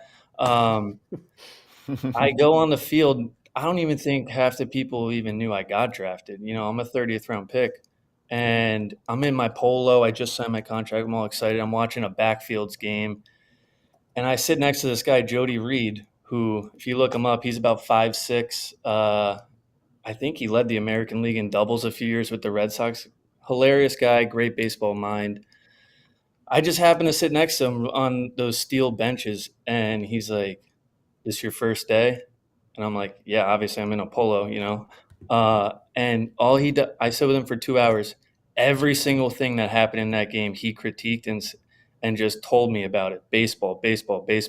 Guys taking, bad routes in the outfield. He's timing guys home to first. And he's saying, listen, this guy just ran a 4.6, but he averages around a 4.4. Like, that's bad effort. And all he told me was, this is day one. I haven't even put on a uniform yet. If you give good effort, and you play the game the right way, you will at least make it to a point where you got a chance to make the big leagues." And I took that to heart. And I feel like that sort of thing was gone immediately when all those guys were out of there. Okay, Ben. So what was the stat you mentioned? X. I agree with what Jody Reed said. There is a point where effort and playing the game right can help you along the way. But what was the stat you said? X. Hit effects OPS. So you have your real OPS, and then you have your hit effects OPS. I know this stat well because 2018 I got called up to AA, and I was leading the team in hitting after 200 at bats, stolen bases and runs, and I got sent down because I wasn't supposed to be in AA. I skipped high A. I got sent down. People got sent down, and I was just a guy. So I asked them. I said, "Why?" And they said, "Well, your hit effects OPS is way lower than your real OPS, so you're getting lucky." And that was the reason I got. And that was kind of the first analytic that, that's when it kind of changed for me. And I was like, all right, well, this is the number. And that's why I say you can't blame players for, being strikeout guys or worrying about exit velo, because if that's how you're evaluating, that's exactly, if you're a smart player, you're going to do what's going to get you to the big leagues. You're not the one choosing, so you have to kind of form to that mold. Okay, so who chooses if it's lucky hit or not? The coach? No, it's the computer. So if you bloop a ball, if you bloop a ball at whatever 30 degrees over third base and you get a double, that ain't counting as a double. That's bad. You would think the Yankees. What'd you say? You would think that's good. You know why? Ask the Yankees about 2001, Luis Gonzalez, when he blooped one over Derek Jeter said to win a World Series. Like, there's to me that's where the analytics argument loses a lot of people that played before analytics, because like you're saying, like, okay, great, you made an out, but you hit it 95 miles an hour plus. Well, it's still an out, right? Or strikeouts don't count. Yes, strikeouts count. If there's a runner on third and less than 2 outs, you don't drive them in. So there's different values. I think you can't just have one stat. And this is what we got into earlier, is you can't just have one stat that defines everybody, because everyone's a different hitter. And I think that's kind of what you're saying. And that's what we were talking about before, is not every guy is physically the same, mentally the same, strength-wise the same, hits left, hits right. There are different factors that are involved. And I think that's where what you're saying is what I agree with as a former player, is there's different values, and you need to be able to adjust per player, not just have the cookie cutter approach. Yeah. And the way I would implement it, because I don't think hit effects OPS is necessarily a bad stat. I just don't think it should be the end all be all, because you could use it in positive ways. You get a guy that's struggling, and what people don't, the numbers guys don't understand is how much confidence really helps you, like just day to day, because you're failing a lot. And you could give guys confidence with that. They look up at the board and they're hitting 210. You say, well, your hit effects OPS is actually this. You're getting a little unlucky. Keep at it. That's a positive way to use that analytic, in my opinion. But when you are a prospect and you're trying to your goal is to make the big leagues, and you have a guy on second base, you have to ask yourself, with 1 out or no outs in AA, you have to ask yourself as a prospect, why should I roll this ball over at 72 miles an hour to second base and get this guy to third so we could score a run in a AA game that no one cares about? Why should I do that? That is not going to get me to the big leagues. But when you're in the big leagues, that's going to win games. That is good. That is considered a quality at bat. And I think that's the disconnect, because when I started with the Yankees, it was the only thing they tracked was quality at bats. Quality at bat could be a lot of things. It could be you get out and you were 0-2 and you have a 10-pitch at bat. That's a quality at bat, even if you flew out to center field lazily. You could have a blue pit. You could smash a ball. Like, there's lots of different quality at bats. Get a guy over. Lots of different ways. I think what I would do if I put my player development hat on and I was running a system, I would have all the analytics. I would have it. I would let guys know which are the important ones, and I would also track quality at bats and put an importance on it, though. Say, hey, I want you to try to drive this ball to right field because there's a guy on second base. But if you get the 2 strikes, I want you to get the job done first. The job, obviously, I'd rather have you get a hit, but if you roll over, that is great, and we value that. Because if you don't value something, the players are not going to do it. Like, why would you do it if it's not going to – who cares? Like, hey, we won a AA game. I'm getting released in 2 years because I wasted 10 at bats, 15, 20 at bats in the season trying to get a guy to third base. It doesn't make any sense in my opinion. Why do you feel like you improved when analytics came in? Do you feel like it was a coincidence? Do you feel like there was a swing change yourself? Was it a coach? No, I mean, 2018 was my best year. I believe, it started changing in the middle of 2018, but nothing on the training side had changed yet. We still had all the same coaches. You understand, the Yankees had experience-wise, the best coaching staff in the major leagues when I started, just in terms of experience. So there was over 30 coaches with major league experience. You go to another organization, you are not getting those sort of numbers. So that means any level, rookie ball, A plus, double A, triple A, you're getting multiple guys in your coaching staff with major league playing experience. I really think that's invaluable. It started switching 2018, 2019, half of them were gone. And then 2020, they're all gone besides maybe like four guys. But I mean, at that point, 2018 had a great year. Nothing was being taught yet because they just got there. 2019, it gets implemented, but we're at the point where like we're older. We have some stats behind us where we kind of can, push back a little bit. Whereas the new guys are, they're that's it. When teams put your career against you like that, like I think a lot of teams do that where it's like, listen, they know it's your dream to make the big league, so you kind of don't have any leverage. So like we used what leverage we had, but I mean, honestly, we pushed back pretty hard against like the no tees and all that stuff. How did that go when you pushed back? Like, what did you guys say, and did they go back against you? Oh, well, I mean, 2019, we won the Double A title. We had a great team. Man, it was right before the trade deadline. Head of player development comes into town because none of us are doing any of the stuff. I won't say names, but you can look up who it is. And we're like 40 minutes before the game. We have this meeting. We're like, what the hell is this meeting about? We're about to play a game. We were in Altoona, Pennsylvania. And we just get reamed out. You guys think you're so good. You can't do this. You can't do that. We're about to have the trade deadline now. No one's calling for anyone on this team. Meanwhile, and then he starts calling out guys. We had one guy having just an awful year. Previous year, minor league player of the year. So, he's just going through it. Like, he knows he's sucking. And, he goes, hey, how are you hitting the curveball this year?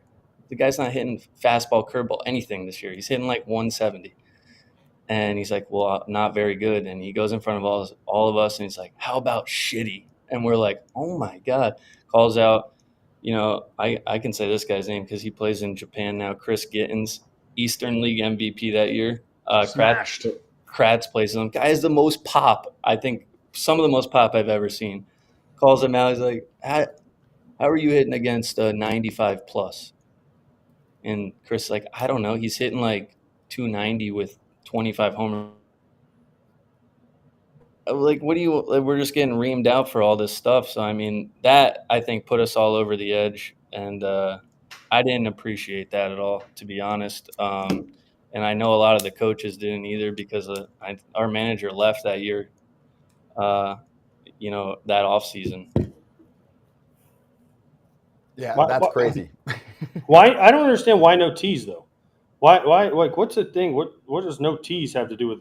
Like, I know you said that yesterday, and I've heard that from other places where they always want the ball moving when you hit it. But yeah, I don't understand it either.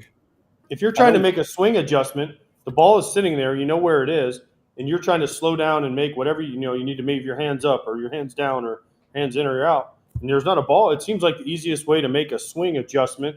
Or if they want to implement the light bats or the heavy bats or whatever, every team does now with you would think a tee would be the perfect tool in order to help with that development at least.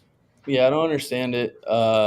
Lance kind of talked about the disconnect between minors and major leagues. And because at this point in spring trainings, I'm going to the major league games. I'm the backup guy. I'm getting my 1 or 2 ABs in the 6th and 7th, coming in for the big leaguers. So those were great days for me because I'm going over to the big league side. It's split up in Florida, and I go from one thing and it's no tees, they're all hidden, to I go over there and every single guy is using the tee. I'm like, this doesn't make any sense. Like visually, this doesn't make sense. Like I'm trying to get here, everyone's using the tee. I'm over on the minor league side, there's no tees. I'm like, what is the big deal about the tee?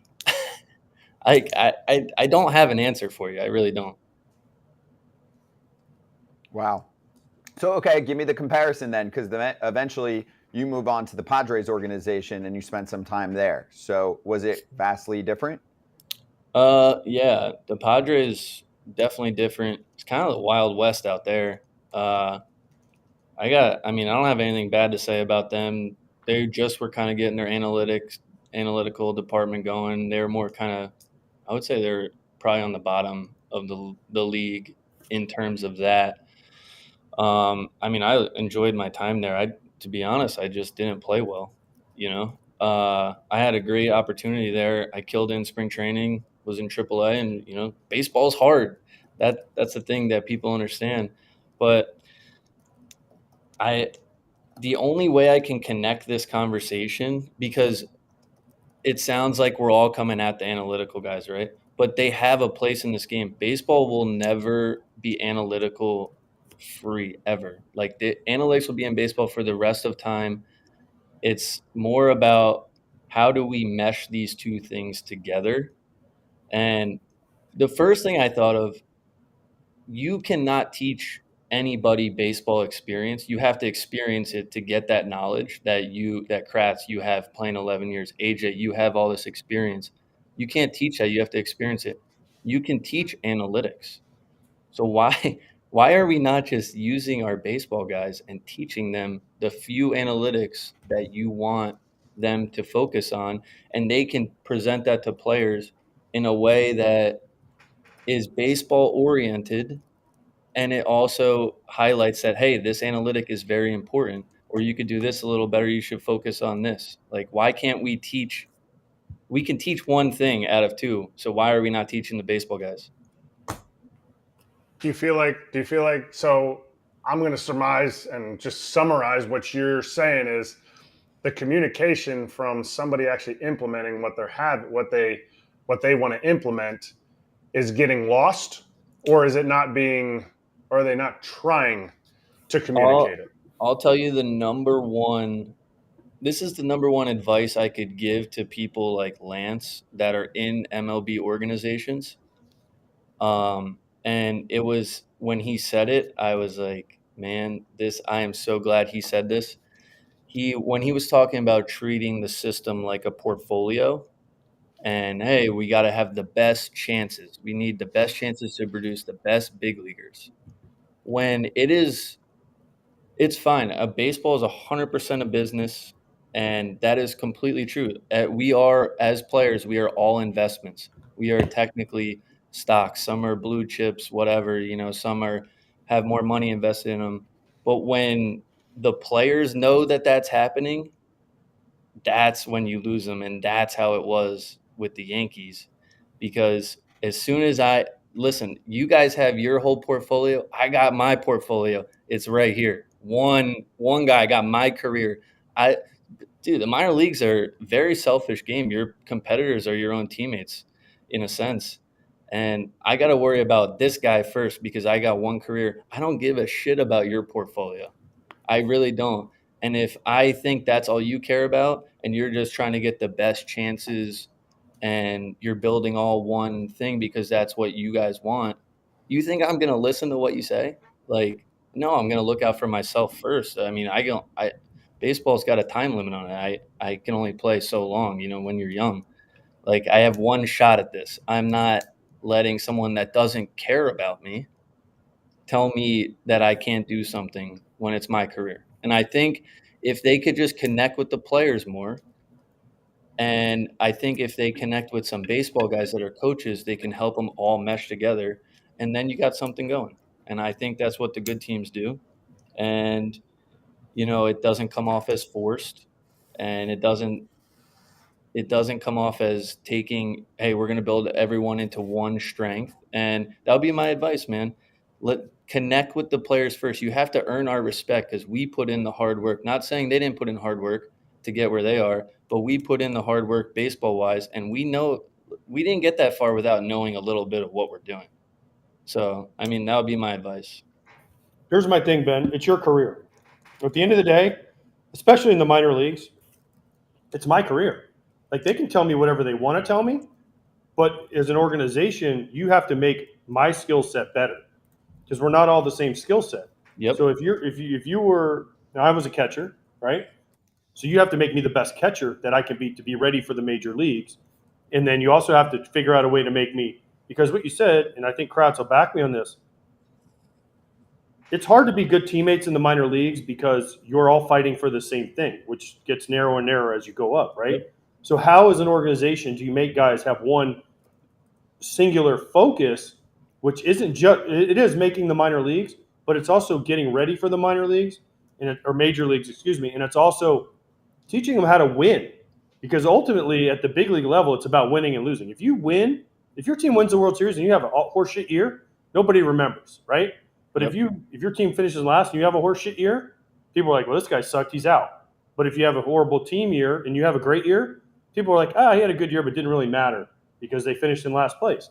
So I think they're trying teams now to go back a little bit to that, incorporating the analytics, but also saying we have a philosophy of we're going to get guys prepared through analytics to help us at the major league level. And I think that's kind of what you're saying the Yankees were missing. And as a former player, I think most teams now have gone so heavy analytics, they forget the human element. And the way you said it was perfect.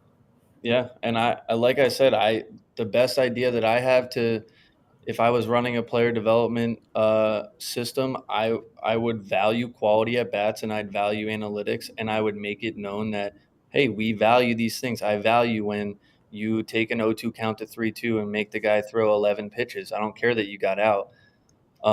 And I would make it so known that it makes people want to do these things, makes them want. I'm with you. People think, we want people to sacrifice bunt with a guy on first. No, we don't want that. Like, we do not want that.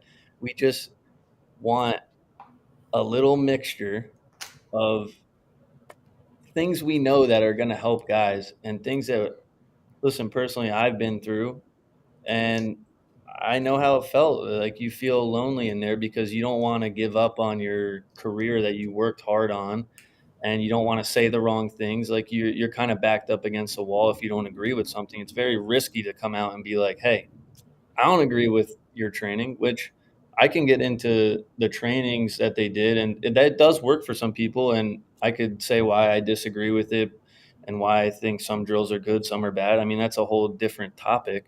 But, I mean, the other thing I will say is it does sound like we're anti-analytics, whatever, anti-Lawson, but I say I'm not. I mean, Lawson did exactly what he got hired for. He got hired on his training and his stuff, and he went in and he did it, and he hired the guys that teach the same thing. So, like, it's not his fault for teaching it. I would more put the blame on going all in and letting that happen the way it did, which I don't even think he got the fairest shot, because he never got, I mean, it is some on him, but he never got the chance to, like, connect with the players because it was so, like, in your face 180 that everyone kind of just like, screw this.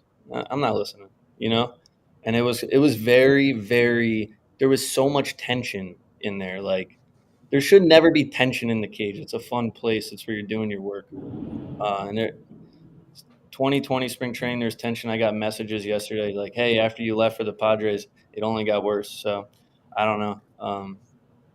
That's just what I got. No, that's good. I mean, the one thing I brought up from the outside is, and then getting some insight from others, it's like Brian Sabian and some of these other guys that are coming back into the organization. I imagine that they're trying to maybe tip the scale a little more back to having the balance that I feel like teams like the Braves have, who are one of the model examples right now.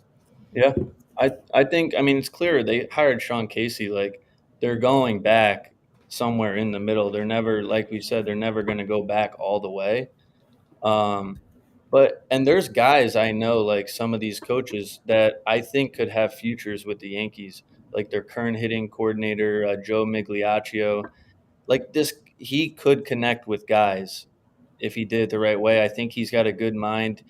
He is a hard worker. Casey Dykes, who's in the major leagues, he came on at the same time. Like I think these guys can have a future with the Yankees if they just go about it, the right way. And I think the Yankees should think about, doing this little mixture and having everyone on the same page, and not making it kind of how it was before.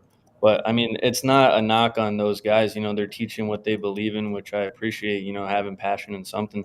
But you also have to have a respect for the player and how they got there and that it's their career. So, it's one thing to say, hey, it's your career, which the Yankees say all the time. And it's another when, you could tell it's a bullshit, but it is what it is. That's good stuff, though. And that Gittins story is definitely going to get some play. People are going to be like, dude, there's no reason to be calling a guy out like that. Anyone would say the guy that's won borderline MVP. bullying. The guy won MVP. He smashed the ball. The ball. I That know is AJ's got fucked up. Kratz, the pop that guy's got. Oh my gosh! Literally, he hit the second hardest ball in baseball behind Giancarlo Stanton, and he was using the Sally League squish balls that they were using, not big league balls. This is what makes no sense. Like he's the guy that's like, man, I was sitting on that slider right there, and he gets a fastball and hits an oppo homer at 115, and you're like, dude, how can you sit off speed and hit a fastball? Like it doesn't make sense. There's no analytic. Like he's got that. I don't know what to tell you. Where's the analytic there? There's no. This is why I say there's no analytic for the mental game. The edge you can get by watching the game, the conversations you should be having with coaches about base running, about counts to stealing, about runners in scoring position. The whole thing about hit strikes hard. Okay, well, that makes it seem like anytime a strike is thrown, you should hit it hard. Well, that's still hard to do when there's multiple speeds and multiple shapes of a pitch. Like, how do I get the best chance to have an educated guess on what's coming? Can I pick my spots in an early count and say, hey, I think 60, 70% chance I'm probably getting a changeup here. Let me hunt that pitch because I'm in an advantage count. These conversations have to be had because then when you get that pitch, you're going to hit the strike hard. Okay. You're not going to hit every strike hard. You can't possibly cover all of these speeds, shapes, zones just because that's what the analytics say you should do. Yeah, no shit. We should hit a strike hard. The guy in New York behind the Little League fence is yelling at his son every day. Like, hey, you should have swung at that, little Johnny. Like, come on. Like, can we get some can we get some like substance behind this? Like, how are we going to hit strikes hard? How do we get more opportunities to get our best swing off? These conversations were being had with the Yankees, and they stopped. Like, they just need to be reinserted. This isn't like a big fix for them. They have plenty of talent. They have plenty of guys in the big leagues that have talent. They made a bunch of acquisitions pitching-wise that didn't pan out. Doesn't mean they can't pan out next year. These guys could be like World Series contenders next year, like just with a few changes. So agreed. I'm with you, dude. No, and I'm glad you said it, and I guarantee you many in the org will be listening if they aren't right now. So let's spend 2 minutes on Tiza because you are well represented right now, dude. And it's important, obviously, a big partner of ours. We believe in the product and what's been going on here and making a difference on many fronts. But in baseball specifically, we know that way too many guys dip. It is awful. It has created awful results for people in their lives, medical-wise. And Tiza, obviously, forget tobacco. There's no nicotine, none of the bullshit that's there. It's like, and the founder himself will say, a tea bag. So you tell me how much it means to you and how much dip was around your life. Listen, I never dipped. The reason the product kind of spoke to me was because of that reason. Like, I put one in, I've never dipped before, and I'm like, damn, this shit's awesome. I like the caffeine it gave me, I was drinking a lot of coffee pre-workout before games, and first 3 innings I'd be a little jittery. I didn't like that feeling in the box, and this didn't make me feel that way. I guess what I would say would be I would challenge the people that don't dip to try it, because if you're doing any job, blue collar, outside, where you can't be drinking coffee, you're at a desk all day, like, you need to be focused and energized. And what Tisa does is literally exactly that. There's no calories or sugar in it. Just put one in and try it. I mean, it tastes great. It lasts 2-3 hours. You won't regret trying it. I will plug one product. I'd say try the mini sampler.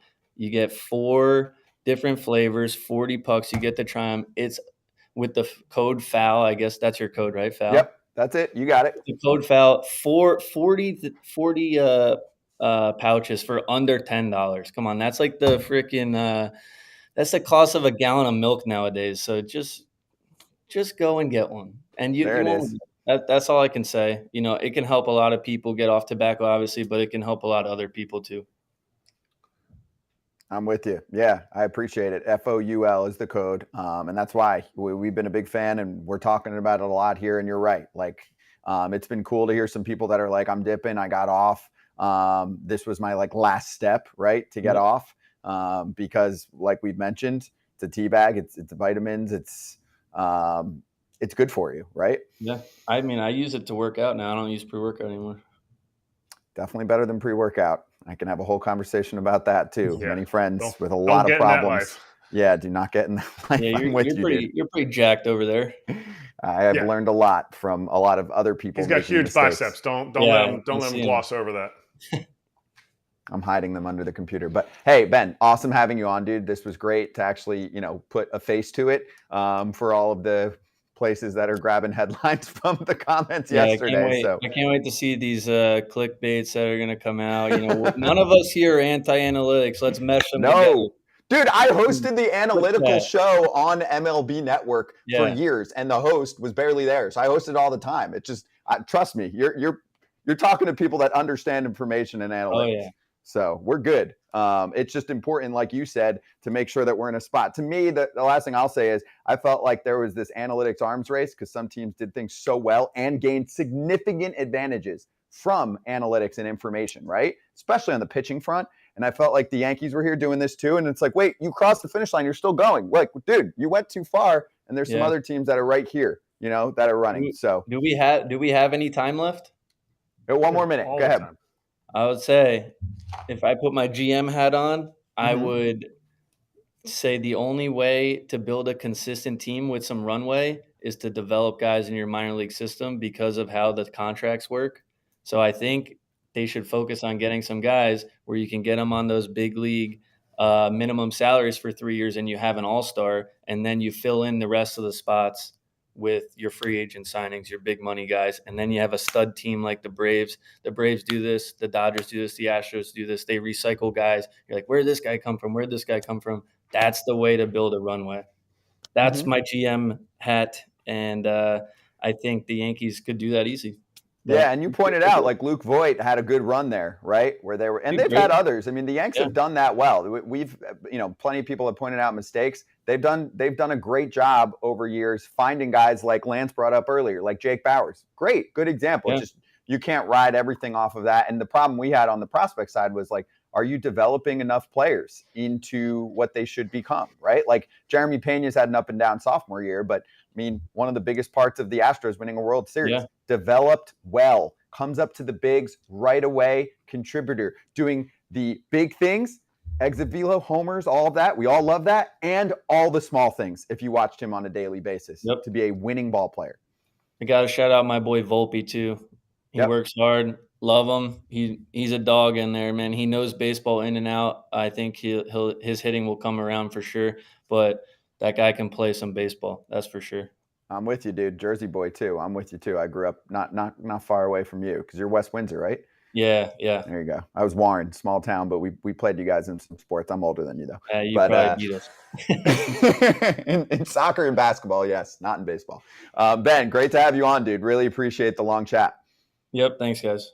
Cheers. Yes, like we mentioned, Ben works for Tiza, so use that code FOUL for 20% off. And if you want more information, obviously, you can check out the website, tizaenergy.com. By the way, Kratzy, we had Jonathan Mayo on yesterday, and he was getting some good little sales juice on his book. So I love that. Love to hear that. So I pressed a little click. That'll be on this desk. That's my new rule, actually, because he was calling me out, and I was like, you know what? You're right. If I bring on a guest and he's got a book within the past year, I will buy it. It will be on this desk and then I will place it on this desk, and AJ will go, oh, look, they gave us a free book. Yeah. He's all about that free book. Like, oh, who's the guest that's coming on? Oh, we'll get it free. And you're like, no, like I got 3 computers here. I'll one click ordered. It'll be here in 2 days. Done. All right. So let's just run it though, just because it's tradition. Just give me a little.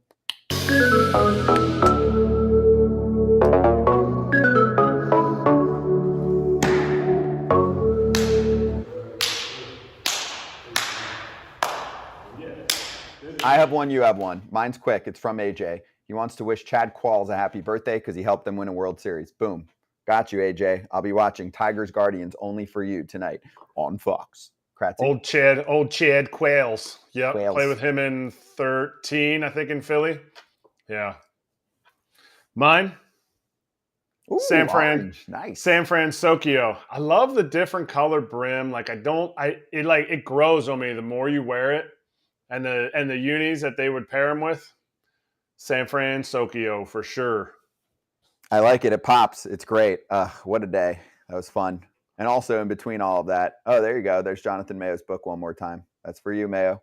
Smart, wrong, and lucky. Sounds like a good way to sum up the day. On FT Live. We'll get back after it tomorrow, okay? Excited for a big Friday, which includes a special host. And you're like, huh? Actually, 2 special hosts. We have Jonesy, right? And Adam Jones. And AJ Pierzynski working a Friday. What? I was just going to ask you who's working. All year. Oh, yeah. Making history. You, me, Pierzynski, Adam Jones, and many guests, as we always do, every damn day on FT Live. One more big announcement. We will make it tomorrow. We are hitting the road next week. And it is very timely. We will see you on Friday. Very timely.